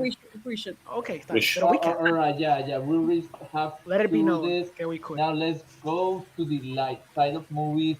Let's talk about one of the greatest movies of all time, The Shawshank Redemption, directed by Frank Darabont, which is based on one of my favorite Stephen King stories, Rita Hayworth and The Shawshank Redemption.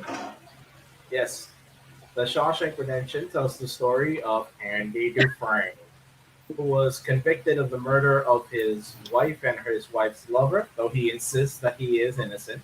And we see his life and the trials and tribulations he has adjusting to life in prison. All the while, because he is a former banker, he and the warden start a little side business where they basically do a lot of tax loopholes to get the warden a lot of money. It is the #1 highest rated movie on iMdb, and it is one of those cinema classics that if you haven't seen the movie, by God, have you seen a reference or two throughout the years? Yes. It is inescapable. I remember a few of those. Yeah, it is just one of those movies that is right up there. And much like some of the other movies that are considered greatest of all time, like Vertigo and Citizen Kane, when it came out, it wasn't that big of a hit. No. It's only as the years went on and people got to watch it more and reevaluate it that it was given the credit that it was due. Yep. I think it really is a great movie. But be forewarned, it is a very dark movie. Now, Well, it's a prison movie. yes, and it does not skim from the very dark details that comes from being in prison. It But- skims a little. Sometimes It could be darker if it wanted to, but I understand that you need to strike a balance. También. Yeah, at the same. Yeah. See, here's the thing. I've kind of become in for this in this podcast for hating on movies like Batman v Superman because I find them that they're dark for the sake of dark. Mhm. This movie earns it, and this is what I mean. This is the gold. Examples like these are the gold standard. It's like you can tell a dark story. You can tell a very adult dark story, but you gotta know how to do it, man. You gotta earn it. And this movie, my God, does it earn it here? It is like a 2.5 hour long movie, and it's very episodic in nature, but it just breezes by. The acting is superb. It has one of the best monologues in Morgan Freeman's entire career with the rehabilitation scene at the end. Oh yeah, I love that scene so much. It is, really beautiful. and and Clancy Brown, my God, Clancy Brown, who you mostly know for like doing voices in cartoons or like bit roles in genre movies and TV shows, he gives a bone-chilling performance as the abusive head of the guards of this movie, and it's amazing. Yeah. Like this movie, and it's one of those movies. This is one of my dad's favorite movies. Actually, it's one of those movies that every once in a while I'll sit down with my dad to watch again because it's just that good. A mí me pasa lo mismo con mi mamá. Esta era una de las películas que ella veía mucho. Y, mano, esta película ya vive rent free en mi cabeza de tantas veces que la vimos. O sea, son de esas películas que tú cuando las ves por primera vez, como que you don't like it, pero son una tradición, como que verla pues con tu familia, ¿entiendes? Y esta película, uff, cuando la volví a ver, ella la vio otra vez conmigo y fue como que, of course, why not? Vamos a coger the full experience again. Me puse a examinar porque obviamente we can discuss the movie being good, but we know it's good. I mean, todo el mundo lo ha visto previamente, excepto por Isabel. Well, actually, you know what? First of all, tell us what you thought because this was the first time you saw it. So. Your first I heard experience. for so many years people talking about Shawshank Redemption. I never got the chance to see it until now that Lex told us is one of the best rated movies, and I finally got to see it. I, from beginning to end, was fixated with most of the characters, which is hard for me to believe when it comes to a prison movie because usually you tend to hate these characters because, oh, they're murderers, you know, esta cosa, but you get attached to these characters so much that you end up crying. I mean, the first death was heartbreaking. Oh yeah. Extremely heartbreaking. Brutal. The second one was unexpected. Like they did that so well. Me dejó boca abierta, me dejó sin palabras porque el monólogo, el amor que tenía entre ellos de amigos, todos los puntos que ellos estaban tirando lo hicieron tan perfecto. So polished, so beautiful. I don't know why I haven't actually watched the movie before. It just happens. It happens. It happens. It happens.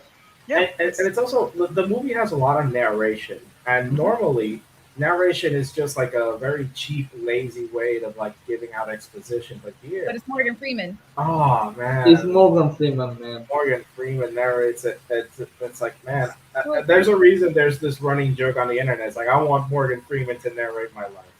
Yes. Same here. Pero son narrations que funcionan because nunca son telling, not showing. They show you everything. Exactly. Y lo que no te enseñan, pues entonces ahí cuando Morgan Freeman may bump into kind of tell you, por ejemplo, la parte when they first assault him. Que at least I would like to tell you que, you know, things went down smoothly, but it's not a fairy tale, it's real life. So you're already in your head, you're like, okay, I know exactly what happened here. Cool. Because anything that he says in the narration, it adds to the character. Y es más musings de él sobre el personaje principal, more than telling you como que, oh, some time went by and, you know, then people died or whatever. Or some of my friends. Greatly elaborated. It's also like a really good insight to the character. Exactamente. Because this whole movie is through his perspective. Yeah. Exactly. And honestly, I believe that Morgan Freeman has such a somber voice. Oh yeah. Oh yeah, it sells it. It sells it very well. Sold it completely. I was super fixated to every detail of the movie. Also, fun fact: the character Morgan Freeman plays in the original novella, he's called Red because he really is a red Irish. And yeah, that's what he is playing the book. He's actually Irish, but here no. Yeah, so with red hair. But but then in casting they're like, oh, we're gonna get Morgan Freeman for this role, and they're like, of course, fuck yeah, we're getting Morgan Freeman, but we're gonna have to address the elephant in the room, the red thing, yeah. And so he just says the line, maybe because I'm Irish. And that's it. That's all you need. That's all you need is you just go along with it because you know when you have a great movie like that. As long as it works, it works. You just know if this movie were released today, a lot of dumbasses on the internet would be throwing a tantrum about that. Mm-hmm. Yeah, it would depend. It's not a comic book movie, so I guess guys, certain things might be forgiven. Might be. I guess. But overall, I did really, really, really, really loved it. Yeah, loved it, adore it. I probably watch it 10 times over and not get tired of it. Yeah. And I always say that a lot of my favorite movies or a lot of good movies came out of the 90s, and I'm glad this one came out of the 90s. Came out of the 90s. Yeah. It was not published. It was released in 1994. Yeah. So pretty early in the 90s. Y compitió con muchas películas de sus tiempos, como Pulp Fiction and stuff like that. Yeah. Which is Sleep. the reason why it didn't get. It got recognition, like in the Oscars and stuff, Yeah, pero como 7 Josué bien nominations. dice. Pero como Josué menciona que it did not get a lot of money initially. Cuando estuvo nominado, ahí es cuando hicieron un re-release de la película y es cuando ganó como que creo que fue un total de 58 millones. So it did get a lot of money back, but it was only because of las nominaciones. Y después, como esto era the advent and the birth of rental stores, because the VHS boom, pues esto fueron las películas que people were renting like maniacs all the freaking time. And then sumado a eso fue el syndication. Hence why we've all seen it so many damn times. Y nuestros padres adoran estas películas.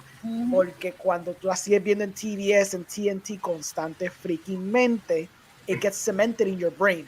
Which that's my theory as to why I think in IMDb it is considered the best movie. Because it's a genuinely good movie. It truly is. Like, sí, tú puedes nitpick cosas, for sure. Y yo puedo nitpick ahora mismo 3 cosas que no me gustan de la película off the top of my head. Pero, based on the fact it's a really well-made movie.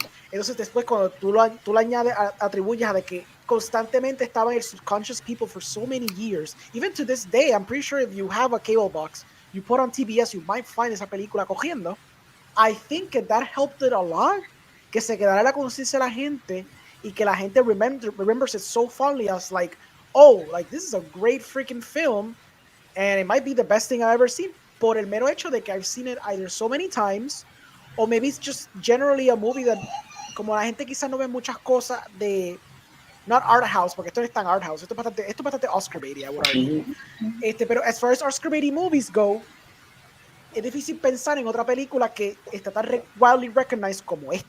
Maybe like a Forrest Gump could be something that comes to mind, como una película que es media Oscar baity que a lot of people do remember. Pero esta, que creo que se eleva más because of the subject matter, because como Josué dice, it's a dark subject matter. So es como que ese perfect in between in where general audiences and maybe people who like film buffs can meet. Y este es como in between de esas dos partes, yo creo. And it does it pretty successfully because it doesn't alienate as much, tú sabes. It's pretty accessible. It's dark where it needs to be, pero como te dije, it could be darker, but obviously it chooses not to because it knows that it has to appease certain audiences.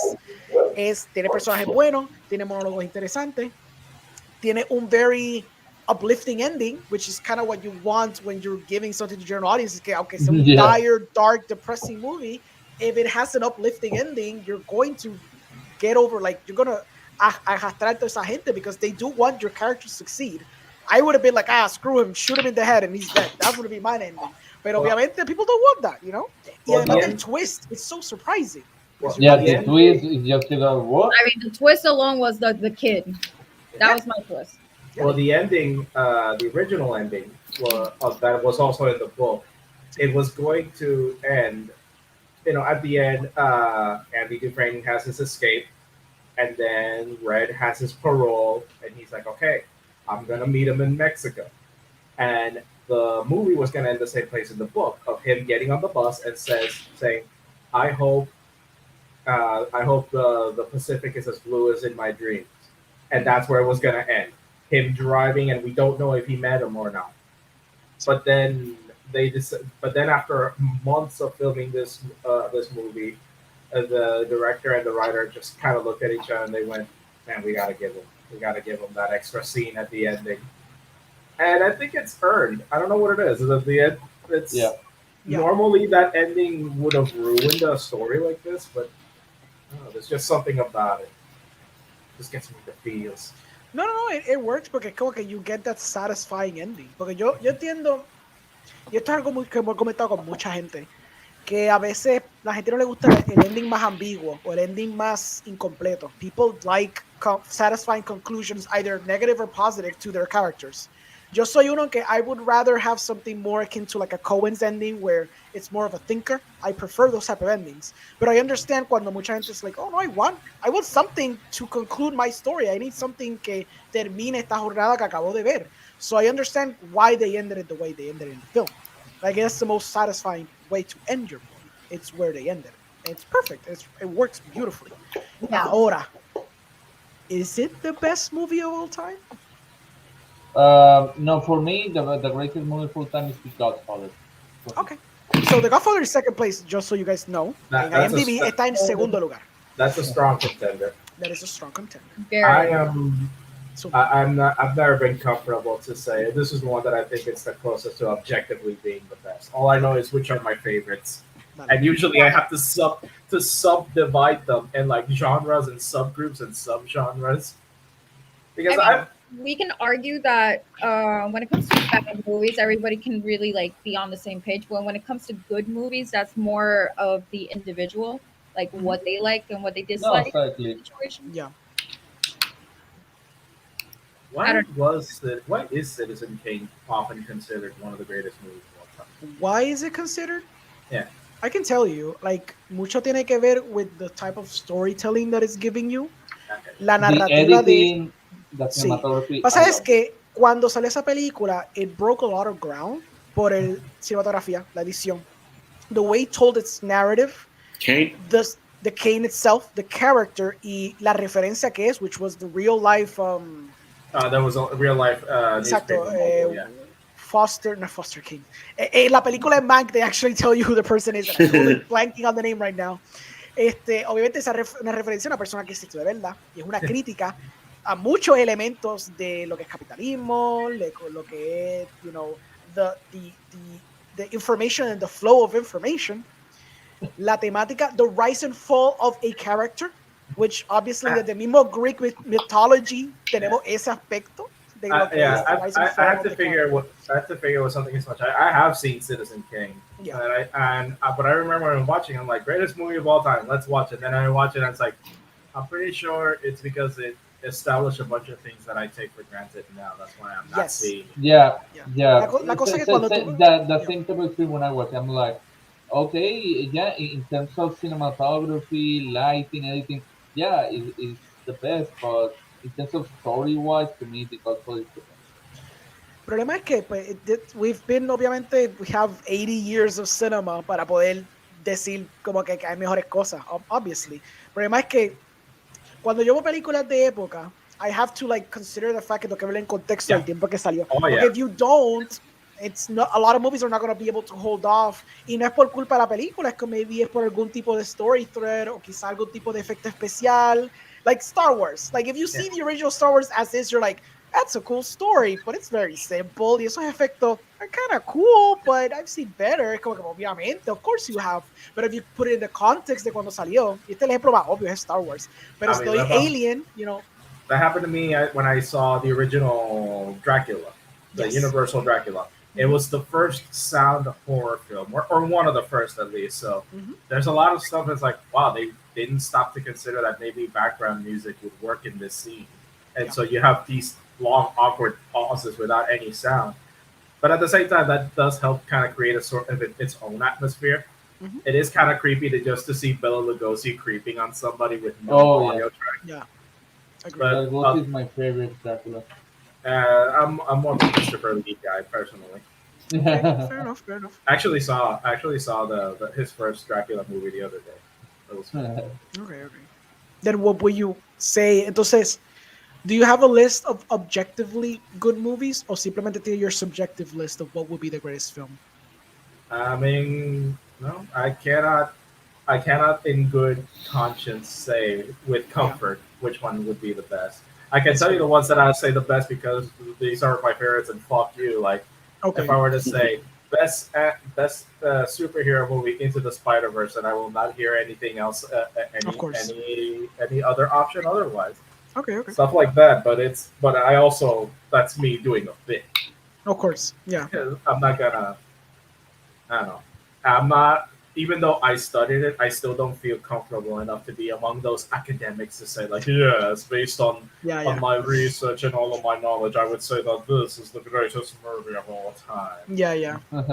Especially since I have a lot of issues with academia and like the elite of Hollywood and stuff. Yeah. Like I think like genre movies should get more of a chance in the discussion. Por ejemplo. But, you know, a lot of elite academia and cinema like turn their nose up against genre movies. I'm like, fuck you, genre movies are fun. Ha cambiado un poquito ese discurso porque you see stuff like, you know, por ejemplo, Silence of the Lambs, it got a lot of recognition. during yeah, its time as well. But even then, a lot of those same guys who like praised it don't want to admit it's a horror movie. They Yeah. just say, "Oh, it's like a thriller." No, fuck Okay. you. It's a horror movie. Horror Yeah, Accept that's true. it. The horror That's movie. true. That's true. You Sí, siempre está ese estigma. you know you nominated a horror movie for an Oscar. Fucking accept And it. it won the top Weak 5 of piece of man sauce. Yeah.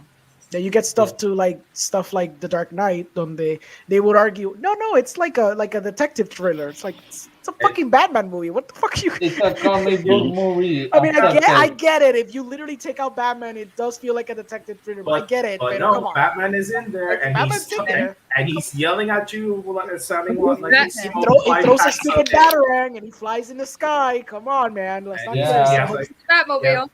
and he has a gravelly voice, like he smoked Exacto. 5 cigarettes for the past 10 years, 5 packs Exacto. for the last every day for the last 10 years. So fuck you. I It's agree. a superhero movie. Just admit it. Yeah. Yo, diablo, es difícil. Because si voy por mi lado subjetivo, para mí the greatest movie of all time ha sido The Tree of Life. Si me voy maybe on a more objective line, and that's difficult because film is subjective by nature because it's art.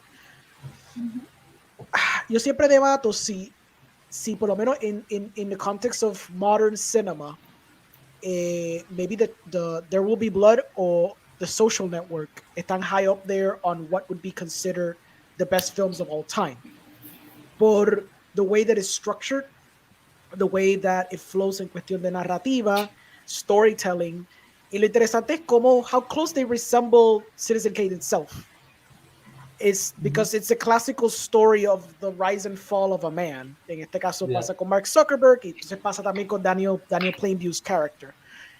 Obviamente, There Will Be Blood is like more closer to Citizen Kane, sort of, but then you see a Social Network and it's sort of also kind of close to Citizen Kane por el aspecto de esta persona que tiene mucho poder in the information age, where Citizen Kane, it was the information age of the newspaper, and you have the man who is in power of social media and how that information flows. So no sé, es interesante. Like, es difícil argumentar. Like, people generally say it's either Vertigo or Citizen Kane when you talk about, like you say, academia people or like critics.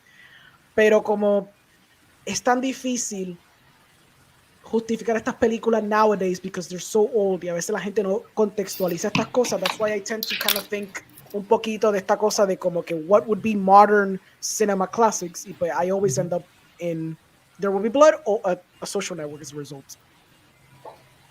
Definitely. Yeah. That was my rant. I don't know. Yeah. Para mí así como que subjetivamente favorita, o sea, like the best movie for me, Big Fish. Oh, Wow. Big Fish.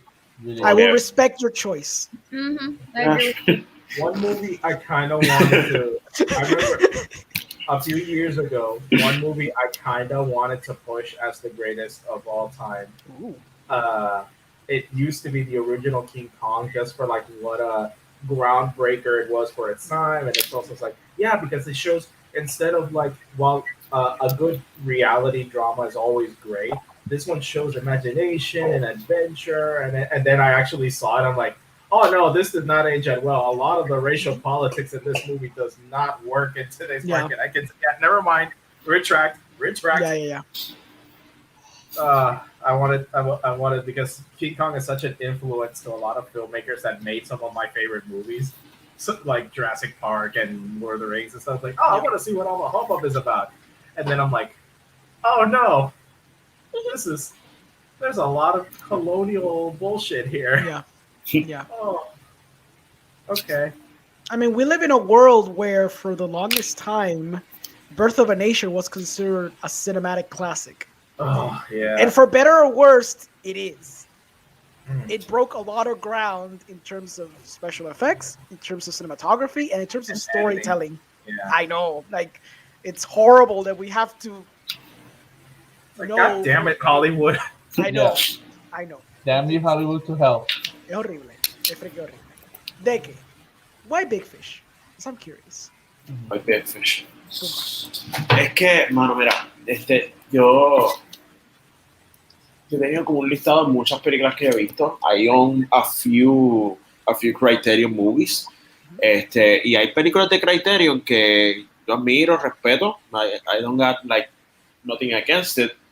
Pero yo siento que una película, o sea, una muy buena película tiene que influir en su narrativa que conecte con tu vida. Como que genuinamente una película te mueva, que los personajes, sí, todos los personajes tú le puedes encontrar falta a todos. Si tú te sientas bien, le puedes encontrar la falta a una película fácilmente. Pero una película que a ti te haga sentir genuinamente bien, te dé este feeling de grandeza, para mí eso es lo que define una película y la hace grande. Big Fish tiene unos elementos, tiene como esta genuina magia que aunque no sea mi cup of coffee or tea or whatever de película, como que genuinamente me hace apreciarla. Y Big Fish, mano, yo he visto muchas películas, pero la magia que me genera Big Fish, like, I don't understand it.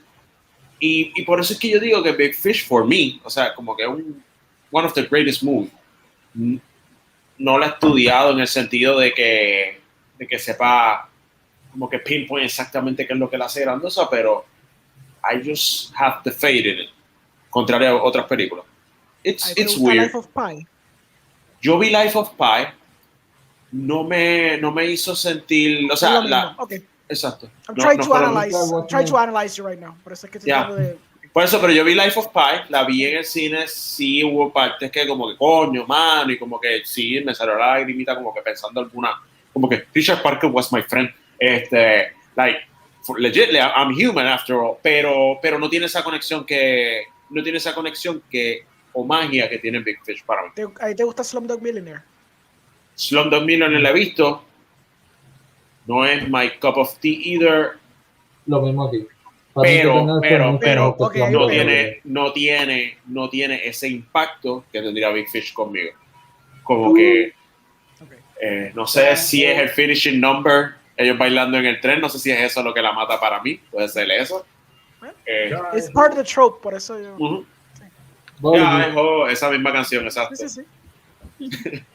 Pero like, I wouldn't be able to identify.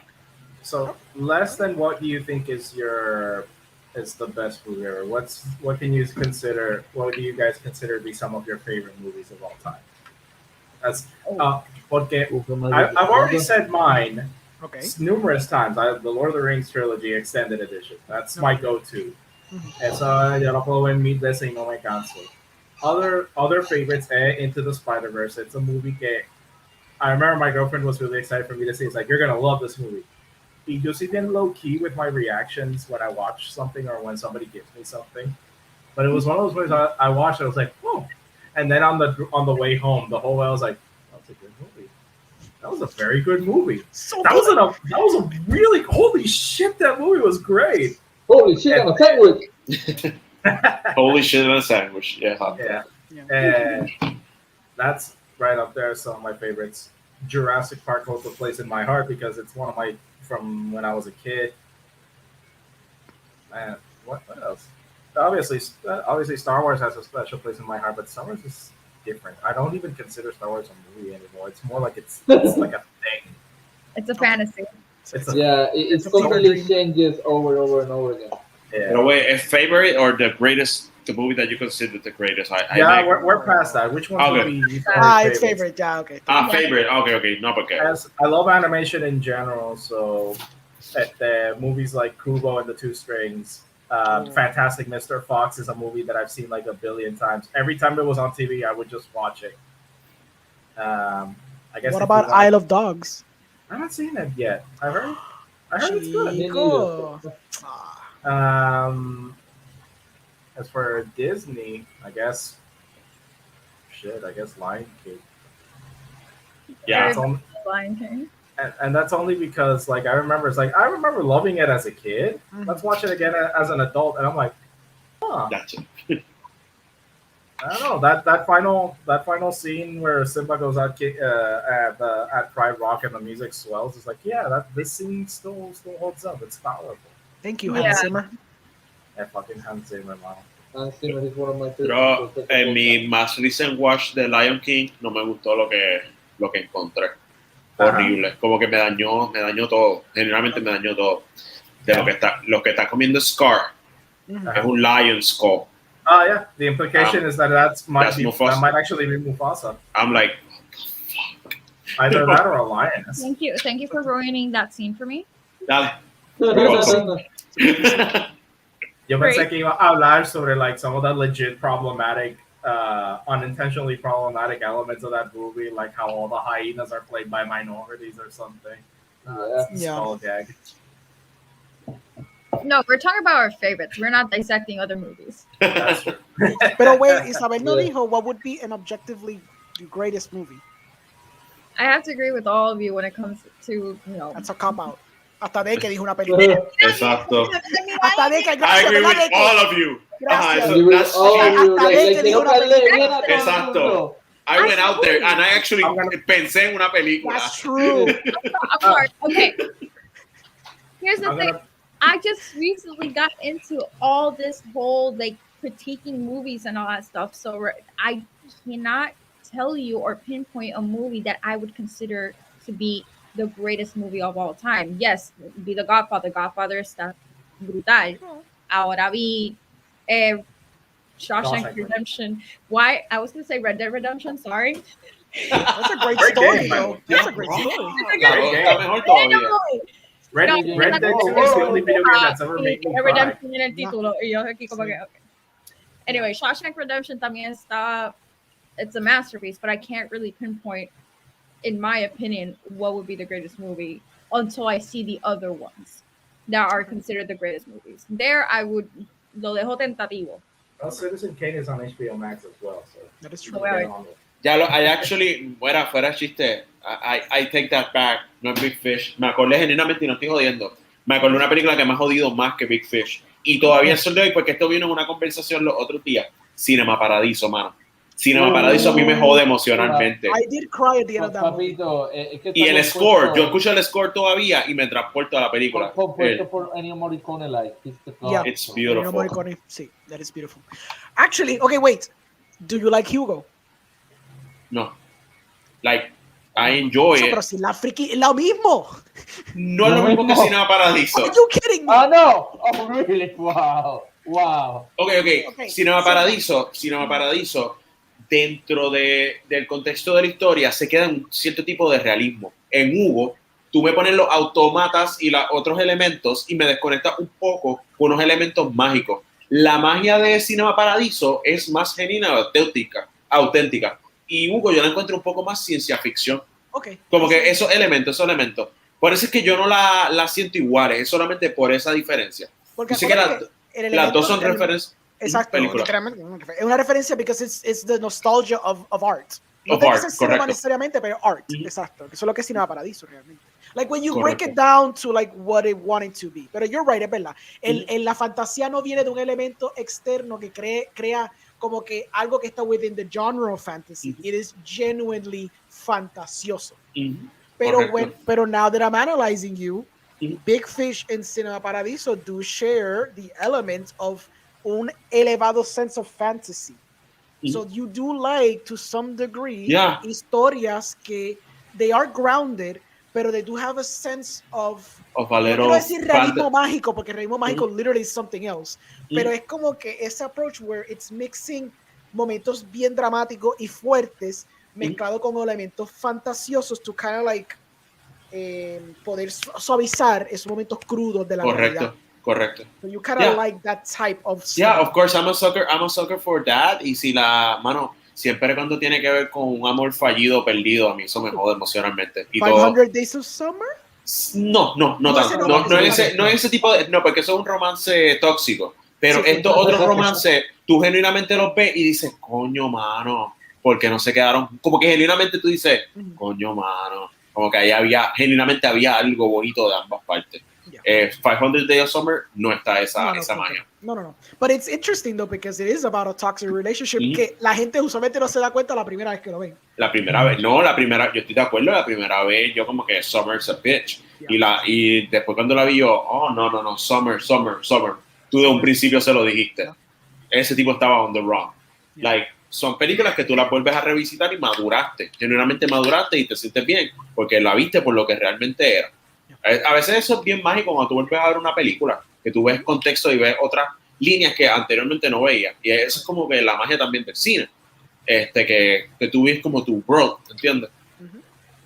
It's beautiful. Ahora quiero ver Cinema Paradiso otra vez. Gracias, Lex.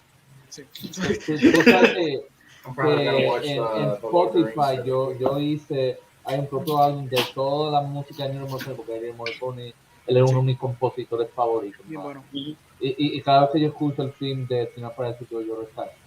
Mano, Oh, God. la madre, esa escena de todos los clips, de todos los besos. O sea, Ay, el final, puñeta, yo lloré. Cuando me lo presentaron ahí en la clase de historia, yo, Orengo hizo como que, oh my No, God. espérate, porque me acordé de otra. Amelie.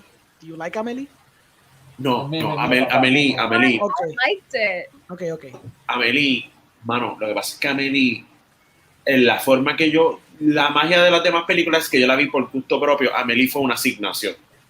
Ahí yo creo que cuando tú tienes que, like, legitly coger una película y disectarla y como cogerla por pedacitos y genuinamente, como que le quita un poco de magia. Y como no la vi en ese mismo contexto que vi Cinema Paradiso y vi las otras, porque las otras generalmente las veo porque tenía como que esta curiosidad de verla. Amelie todavía no tenía la curiosidad de verla, aunque había visto el póster 20,000 veces. Había visto otras referencias en algunos videos musicales y cosas, y el estilo de ella, y como que cada vez escuchaba, tienes que ver a Amelie, cuando finalmente me siento, cuando finalmente, disculpen, es que Lex escribió aparte que porque no hemos mencionado Toy Story. Toy Story, okay, We're Lex. still talking about other movies. Oye, pero to be fair, Lex, yes, Toy Story is one of the greatest animated films ever made. Full stop. Yeah, Full stop. definitely. It still, like, animation aside, the story still holds up. But even the animation, because they were smart about it. They made a story within the limitations of their technology. And it's still, I know que ya obviamente fine, doesn't hold up. Pero, they look plasticky, and that was the point. So, yeah. It's mostly the human characters that are like, oh, God. True. Oh, God. It was Sunshine of the Spotless Mind, es la última que te voy a preguntar. Sí, es así. Okay, fine. So, that's kind of, be like a Netflix. It's kind of like, okay, buscando ahí cuál es lo que te gusta. Okay. Sí, está, pero ya. Una película que tuvo bien parte de magnitud, The Wizard of Oz. Wizard of Oz. Oh, I mean, I'm a big fan of true crime. I'm a big fan of conspiracy theories. I'm a big fan of all that. And once you know everything in the background of The Wizard of Oz, you kind of tend to not like it as much because it was so bad todo lo que los actores tenían que pasar, lo que pasó con todos los... Wizard of Oz, créanlo o no, cuando yo era pequeño, Wizard of Oz para mí no era una película como mágica, era como una película de terror. O sea, genuinamente, para mí había un elemento como de terror. Y casi siempre cuando yo la cogía, porque era como que siempre me acuerdo que la estaban dando en TBS, siempre que como que salía, era como parte de scary. Entonces como que nunca caía, como que en un momento, como que yo nunca empecé en orden. Siempre era como los cantitos scary, como los monos brincando. Y, ahora mismo yo veo los monos y me río, pero en un momento de niña viendo esos monos como, tanto, y yo como que, oh, shit. Es como Dark Crystal y Labyrinth. Dark Crystal y Labyrinth a mí me jodían la mente. O sea, me daban miedo, generalmente me daban miedo. Damn, Dark Crystal, Y Neverending Story, sea la madre, siempre cogí el caballo. It's a scaredy cat, but to a point where even se puede mover algo en el piso y él va a gritar. Sorry, de qué, pero... No, pero es que yo no lo cogía en esas partes. Yo lo cogía como que en genuinas partes como que scary. Y como que se me quedó en la mente que Wizard of Oz era como que de miedo. Y pues nunca le tuve como esa pasión. Ya, es el contexto donde tú coges una película. ¿Entiendes? The secret. I wonder how you would have reacted to Return to Oz then. Right. But when it comes to Wizard of Oz, I don't consider that one a good movie just because of what happens. What had happened in the background. Okay.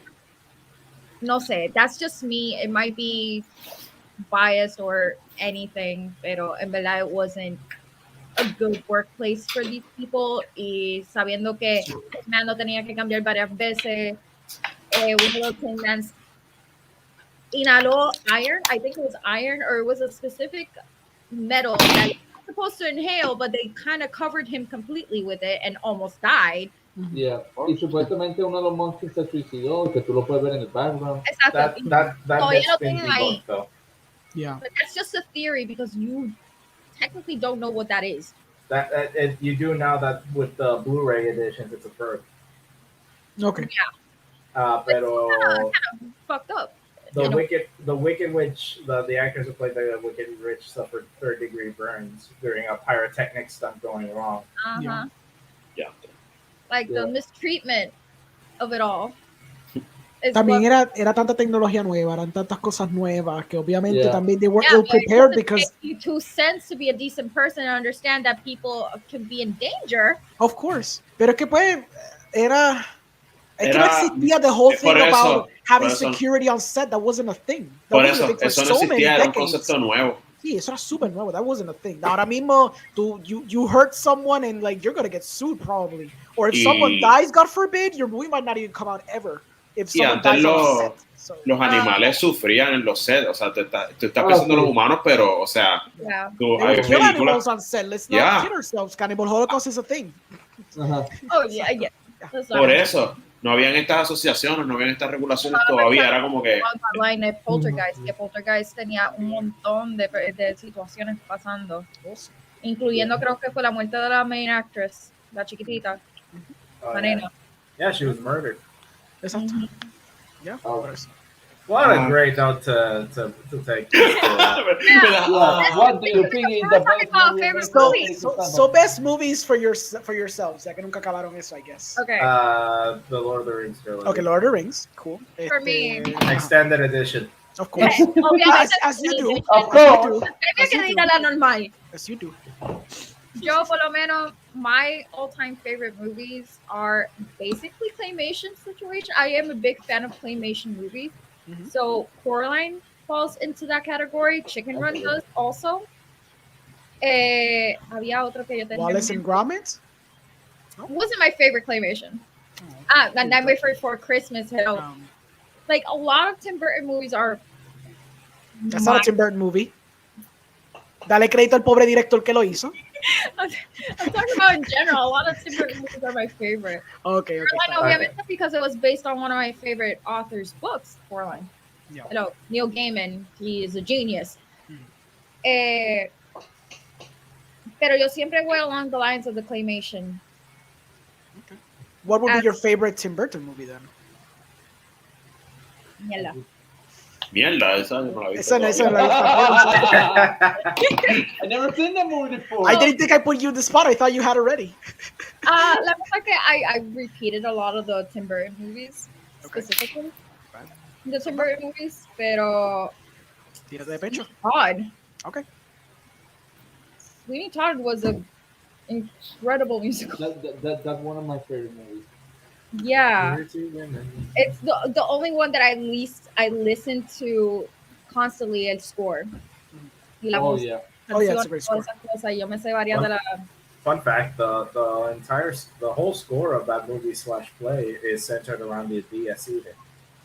Oh, Around what? I didn't know. The Dies Irae is an old Gregorian chant called Day of Wrath, and it Never would be mind, I sung did- during funerals. Yes, I remember that now.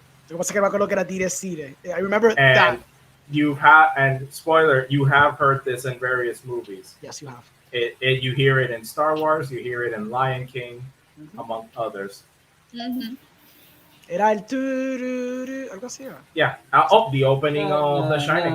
Exacto. Y voy a mencionar también, like, I'm a huge horror fan.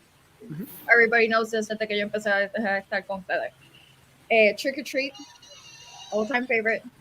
De hecho, tienes como que la esencia de esa película porque te ves como que naranja.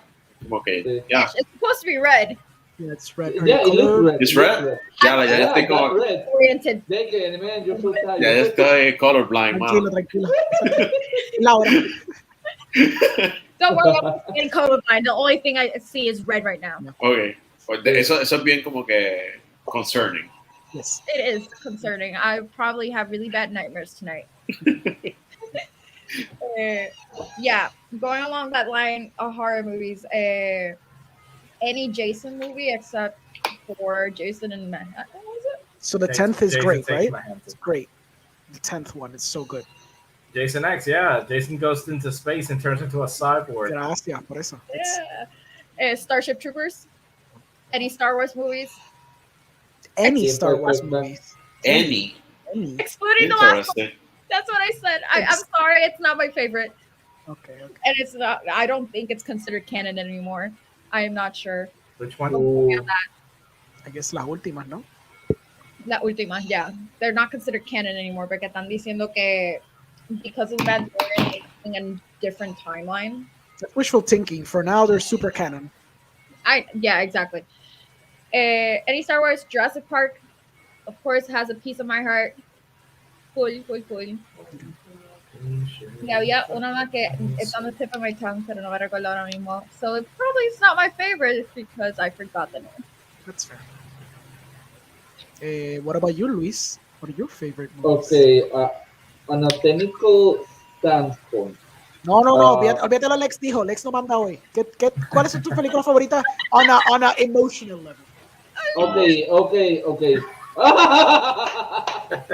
They kick you out, Alejandro. I had Okay, to and- do it. I had to do it. okay, the first one obviously is The Godfather. It was like the movie that made me love movies because all the characters are so fucking well developed.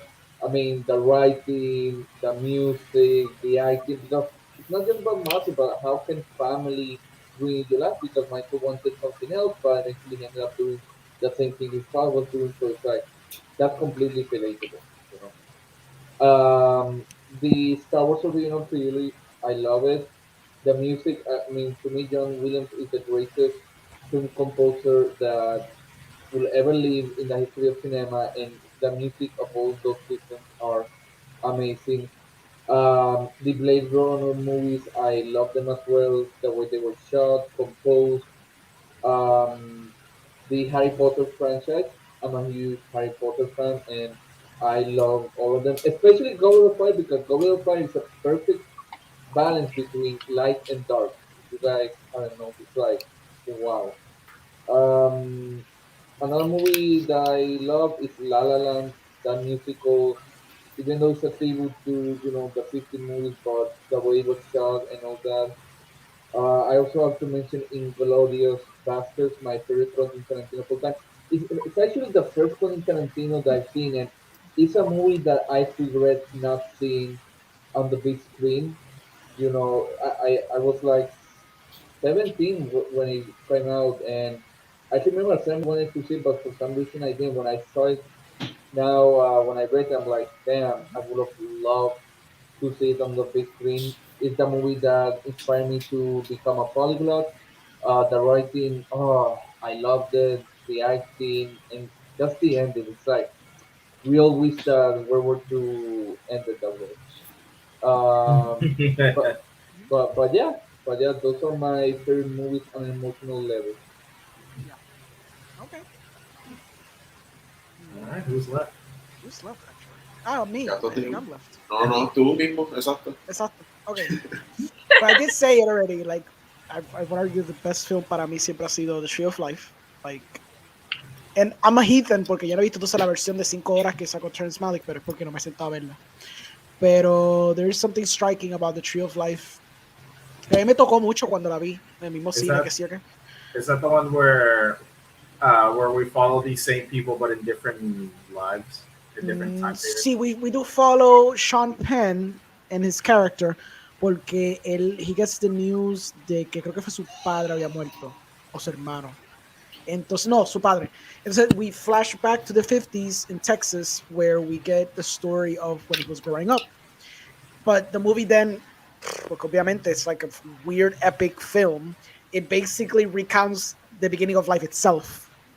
Y entonces es una exploración de cómo toda la esencia de lo que es vida conecta con todo, ya sea los animales, las personas, whatever, and it connects to us as humans, y cómo todo eso se conecta a la narrativa of this small town Texas family.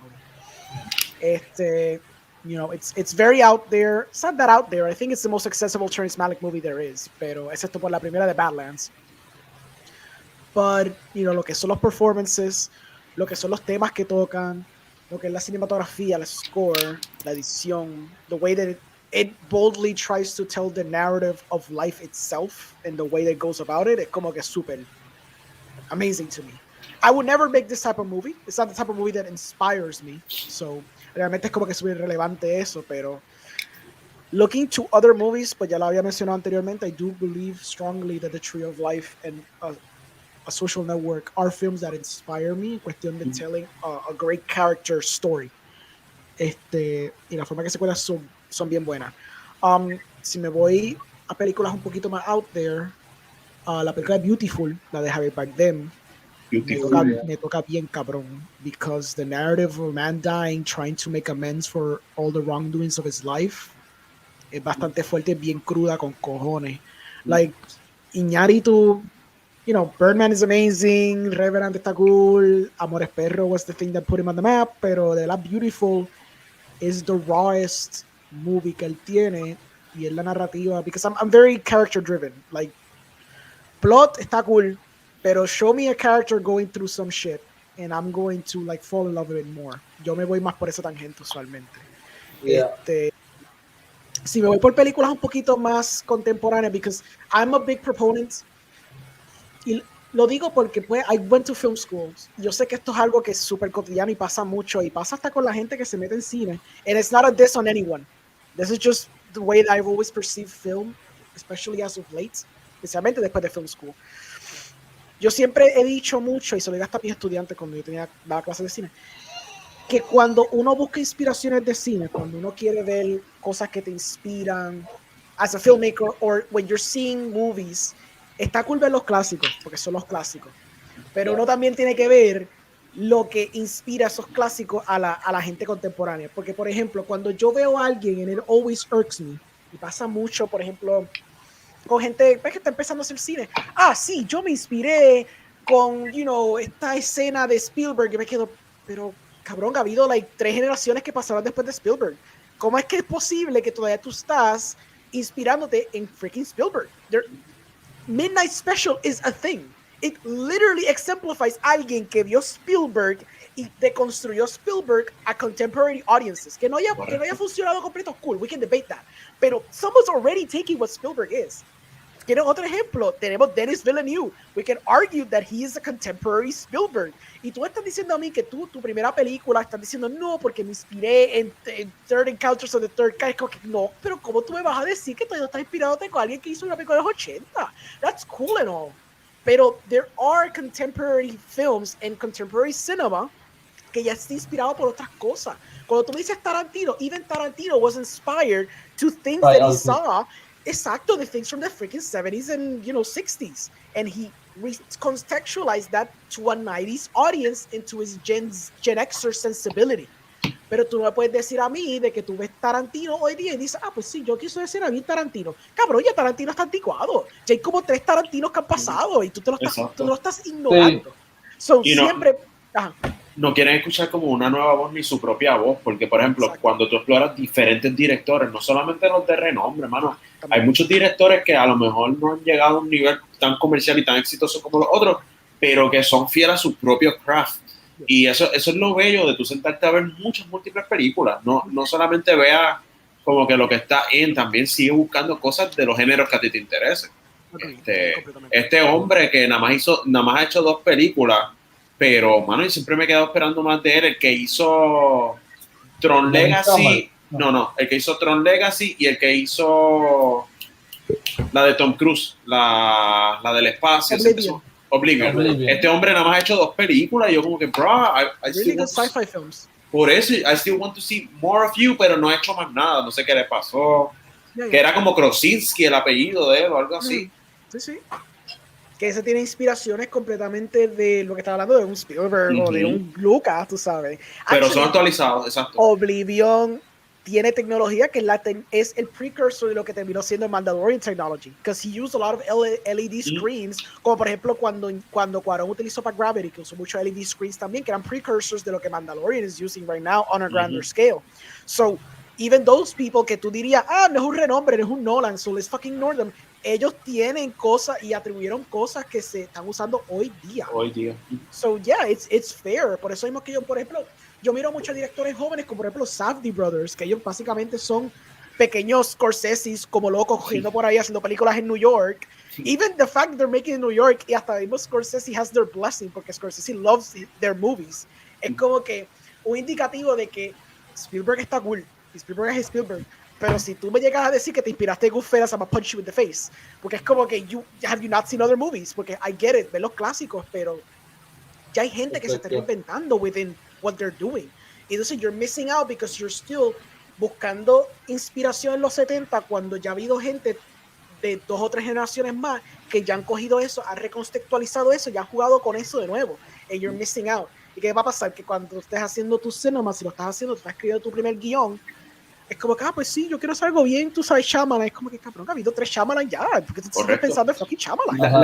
La gente siempre quiere ser el próximo vamos a suponer, de estos directores, el próximo Spielberg. Muy poca gente trata de ser el primero de ellos mismos. Eso es lo que, esa es la hora también, eso es muy cierto. Por eso tú tienes, no, es que es verdad, una vez, o sea, mano, yo me acuerdo que esto, mano, es que en los films hay muchos debates y muchas cosas, muchas peleas como que con esto mismo de que personas como que yo quiero ser el próximo Spielberg y yo no lo hice in a asshole way, pero me acuerdo que en una presentación una vez de una clase un muchacho dice, yo quiero ser el próximo Spielberg. Cuando me tocó a mí, yo le digo, yo no quiero ser el próximo Spielberg, yo quiero ser el primer Acosta, ese es mi apellido. Y no fue por dissing him up, es como que, hermano, o sea, encuentren su propia voz, el cine tiene foro para todo el mundo, o sea, no trates de ser una fórmula que ya funciona un tiempo, sé tu propia, sí inspírate, o sea, sí busca lo que te motiva, porque tenemos que tener una inspiración, hay muchas, pero ya. Be the next statistic.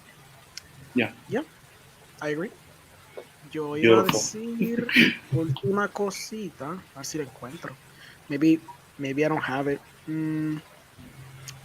También otra película que yo considero una de mis películas favoritas, porque es una película que combina todos los géneros, A Clockwork Orange. Esa película es ciencia ficción, horror, drama, political thriller, tiene todos esos elementos y como es dirigido por mi director favorito Stanley Kubrick, porque lo bueno de Stanley Kubrick es que él hizo una película de diferentes géneros y todas esas películas son una obra de arte. Yo fue esa combinación ahí de todo eso y está bien hecho, la actuación, buen mensaje bien importante sobre el karma, sobre free will, porque uno piensa de que, ok, ¿por qué los seres humanos tienen voluntad propia? Pues esa película te explica por qué. Yeah. A lot of good movies out there. It's just really hard to think of them off the top of your head when you're put in the spot. It is. No, pero es bueno también porque, o sea, también si te ponen on the spot al momento y lo que salga es genuino, yo no, o sea... No estoy sacando una lista ni nada. Es considerado your favorite because it's the one that you remember. Exactamente. You remember the most. Yeah. Like, I can probably quote so much horror line, it's not even funny. That's great. I had that thing where if I'm showing somebody Lord of the Rings, I have to like hold myself back from not reciting along with the movie. Yeah. And one of the things that made me realize that Lion King really was one of my favorites is because there was a point in my life where I hadn't seen Lion King in years, and then I was watching it again, and I could still recite all the dialogue, and I'm like, oh shit, I may have seen this like a billion times when I was a child. Actually, for Disney movies, and I'm sorry if my dog is barking in the background. Es cool. Él puede dar su opinión de su película también. Exactamente. Sí. Let me. Y él bien artístico, está haciendo una película ahí cabrón. Y nosotros como que That's my German. Anyways, if we're gonna mention Disney movies, my favorite Disney movie is actually Hercules and Peter Pan. Oh. Now, because back in the day, my sister would not let me live this down. Little Mermaid was the one that I made her watch many times. Under the Sea. Under the Sea. That one, and I think Alice in Wonderland, which I do really, really like, but Alice in Wonderland. It doesn't like reach the level of Hercules and Peter Pan that it does to me. Hunchback of Notre Dame. To me, it's Hunchback like, is that's a good I one. want to because it really goes there, but it has a tone problem. Yeah. Okay. Me acabo de recordar de una película favorita mía, actually, Hook. Zumba. Oh, Hook. Yeah, told you. I'm a huge pirate fan. Pirates of the Caribbean is another like franquicia que yo amo, pero I even like those the shitty sequels, or at least the first two. yeah, but Yeah. Hook that it stole my heart. Of course, Because Robin of Robin Williams. Williams. Robin Yeah. Williams, yeah. Miss him. It was really good. I I also like legitimately that miss version of him. Hook too. Después That's a Spielberg movie, ¿verdad? Yeah, Sí, Yeah. yo creo que sí. People tend to forget that. Es como el director de Shawshank. Not a diss of the director, pero cuando yo vi Shawshank, yo estaba, who directed this? Because I don't remember at all. Cuando veo el nombre del director, I'm like, I still don't remember at all. Como el meme de Star-Lord. Sí, Who? porque tuve que buscarlo a iMdb, not gonna lie. Y cuando vi como I Green Mile, dije, oh, okay, so I get it. You got like a career doing these like Stephen King movies, but you just dropped from the face of the earth. Yeah. Because that's what happened. he Basically. poofed the Houdini. Oh yeah, which Oye, happens a lot. me hicieron acordarme por alguna razón del juego de Peter Pan de Super Nintendo. Fue como que, no, de verdad, como que fue un unlocked memory. Sí. Oh my god, I remember that. Yeah. Yeah. Does anybody got That again. Does anybody got anything else to add? I think we. Yeah, but because we already reached the 2-hour mark, so. Yo te iba a buscar una lista Beautiful. de los peritos directores que yo quería como que recalcar y porque yo había hecho esa lista like maybe like a year ago. Instead, I just found a list of like, no sé si se acuerdan, I don't know if you ever guys did it. A few years ago, there was this trend of doing like the 10 film challenge. Yeah. And someone Yeah. like tagged me, whatever, yo hice el 10 film challenge. Y yo pues bien lindo, lo puse así en orden. Y me puse a verlo, it was kind of interesting porque surprisingly pegué bastante las películas que sí mencioné, so por lo menos me salieron genuinas. Pero las otras que no mencioné, una de ellas es pues Moonrise Kingdom. I think that is the best Wes Anderson movie todavía. I really love cómo él juega con los personajes, and the kid actors are surprisingly very good in a world where kid acting como que either be very teatral or it just doesn't work. And kids are hard to work with because of the nature of being kids. Y hacerlo que se sienta auténtico es complicado. So I am surprised que Wes Anderson, no porque sea mal director, pero es porque es difícil, pues lo hizo súper bien esa película. Otra es Arrival. I think that is, granted, hasta que salió Blade Runner, I could argue, pero todavía me gusta mucho más Arrival. Creo que es la mejor película de Denis Villeneuve. Because I love Prisoners, I love Sicario, pero cuando llega Arrival, the way it's told, the way que todo eso hinges on Amy Adams, su character, and the consequences she faces están brutales. And the fact that she's willing to do all of that again es la parte más heartbreaking. Because she's willing to go through all of that. Because she knows que eso es lo que se va a hacer el end goal. And it makes you question as a person, would you do that? Porque hay gente que genuinamente diría, I wouldn't go through that. I wouldn't go through that pain if I could avoid it. Y obviamente pues Interstellar, and I know it's not a popular choice in terms of Nolan movies. Yo sé A mí que me gusta Inception, Interstellar. I A like mí me gusta, Interstellar me gusta. Es como que pues yo me acuerdo que cuando salió mucha gente lo debatía porque lo que pasa es que una crítica que siempre tiene Nolan es el hecho de que apparently he can't write narrativas que tienen que ver con emociones. exacto. Lo digo por the Inception, lo digo por Prestige, where he has like undercooked female characters, which is it's true, y también Interstellar is still kind of freaking true. Pero esta cuestión de tener una narrativa emocional embedded en algo épico, grand scale, sci-fi, whatever, it was a little ballsy to do, porque el tipo está very good at it. Pero pienso que por lo menos la relación del hijo, de la hija y el papá, el hijo no tanto, el hijo no tanto, sí. Sí, pero la cuestión de la hija y el papá, I feel like it's really well done. Por lo menos para mí, yo le saqué mucho jugo a eso. I bawled cuando la vio mayor, and I bawled cuando él estaba en el fourth dimension trying to talk to her. Let me live, Merv. Yes. A mí esa película me jodió muchos puntos. Cuando yo dije, yo no voy a estar bien emocionalmente en esta película, y ahí fue que yo me di cuenta y dije, yo no voy a estar bien emocionalmente y esto está empezando. Cuando él se va para el espacio por primera vez, que él levanta la corcha para ver si ella está debajo de a mí esa parte me jodió emocionalmente. Yo dije, ya esto no ni ha empezado y ya yo estoy, o sea, y cuando el montaje, que se lo vacila un montón, porque Sí. muchos memes, el de él viendo todos los años, Sí. lo del hijo de repente viene y le dice, mira, esta es tu nieta, y de repente enterra a tu nieta, esa transición, ya lo mano, generalmente esa película siempre me jode. Lo que sí yo reconozco, mano, y es como una de mis quejas, ¿verdad? No, una queja como que en general a veces, muchas de estas películas y muchos de estos conceptos, estamos viendo ciencia ficción, y cuando un personaje lo mueve el amor, la gente se encojona. Y yo digo, bro, es que la ecuación del amor es una tangible, o sea, en la vida real el amor mueve a muchos personajes. No es como ser un chip shot, es lo que te hace humano, es lo que hace humano el personaje.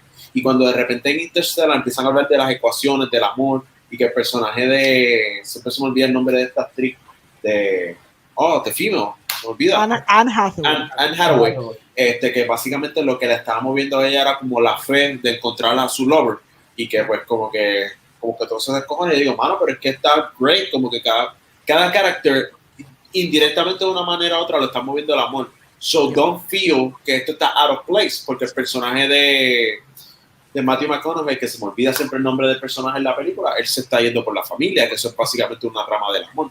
Exacto. Y cuando a Rival también pasa lo mismo, también como que hay un poquito de amor envuelto y a la gente no le gusta digerirlo, el amor en las películas, y le digo, pero es que es un elemento real, es lo que le da humanidad y le da un cierto aspecto real a este tipo de películas. Lo que Es que se van con la idea de que como se supone que sea más frío, más calculado, y de Nolan lo esperan más, cuando él se tira ese viaje, people are like a little more adamant about it, porque es como que, todas estas motivaciones son por amor, que fucking ridículo, they're supposed to be scientists, they're like, yeah, but they're still human, come on, tampoco es para tanto. Interesting, like, the things you're pointing out, because I'm a huge Greek mythology and Greek tellings fan, and usually when it comes to that sort of sense, they're using the types of love, the ancient Greek types of love. Y en Interstellar se ve varios de esos tipos de types of love. Está la de Anne Hathaway, que si no me equivoco... Es con su pareja. No, el de... The main character is Storage, Family Love.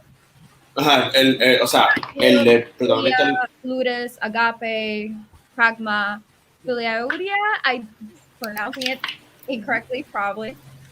Storage and Mania, and I think they kind of pinpoint that really well there, and you can compare them.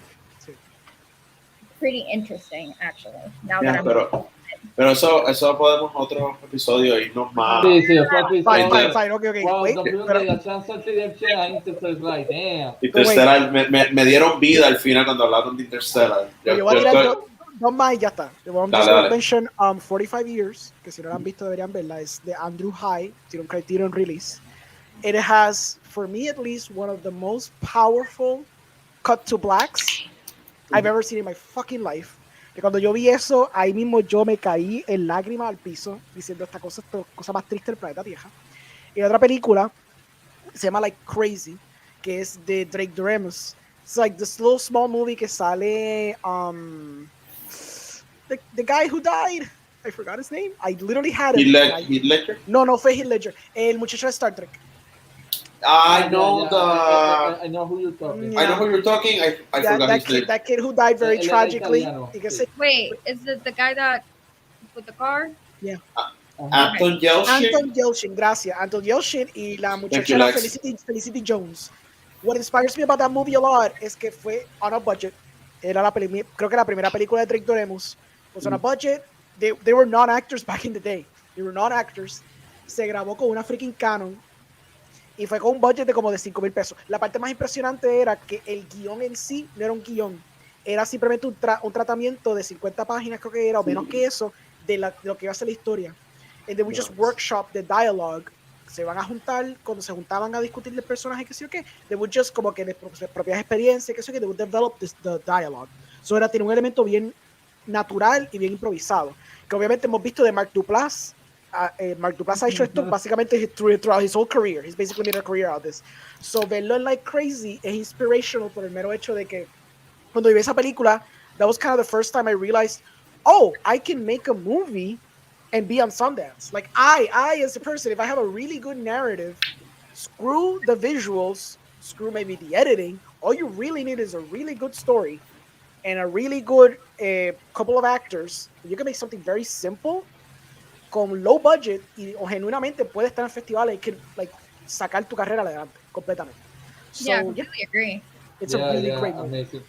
Well, guys, we have reached the end of the episode. This has been your host, Luis Vasquez. You can follow me on the Instagram /Luis Andres Potter or simply Luis Vasquez. You can also buy my book Amor en tiempos de pandemia under my surname Troy Smith. You can buy it in Amazon and will soon be available on the Booksmart libraries. And Josue, take it away. I don't do anything besides this podcast. Once this is over, I am going to hunt down the directors of the disaster movie and make them pay for the crimes against humanity. Then I'm going to be arrested and I'm going to break out Shawshank Redemption stuff. So, bringing it all together. I'm gonna crawl through 5 football fields worth of shit and come out clean on the other side. Perfect. Just like Andy Dufresne. Yeah. Nada, yo voy a quitar el mío bien rápido. Me pueden encontrar en XP en Richport, pero no me pueden encontrar en XP en Richport en octubre. Yo soy como una criatura mística que en octubre puede o no puede aparecer. So, XP en Richport, octubre de que no conecto. Okay. But you can find me in a bunch of podcasts. Voy bien rápido. Movie Guy. Si no es podcast, es my podcast. Ahí con ustedes y también After School Club. Y también con John from Big Boss 117. Puedo seguir con él en Cardboard Cave y puedo seguir en Subtitles Required. But Google me because I have movies. You can find me on Instagram at Libros de la Bruja. You can also find me this month in October in La Casa Embrujada Soul Scream in Jardín Botánico. Acting, if you guys want to get scared, pee your pants, go for it. Vamos a hacer un special episode de ir para allá. Like un antes y después de nosotros. Yeah. Yes, please. Well, goodbye, everyone. Bye-bye. Bueno, pues yo creo que lo gracioso de esto es que nuestro productor se durmió.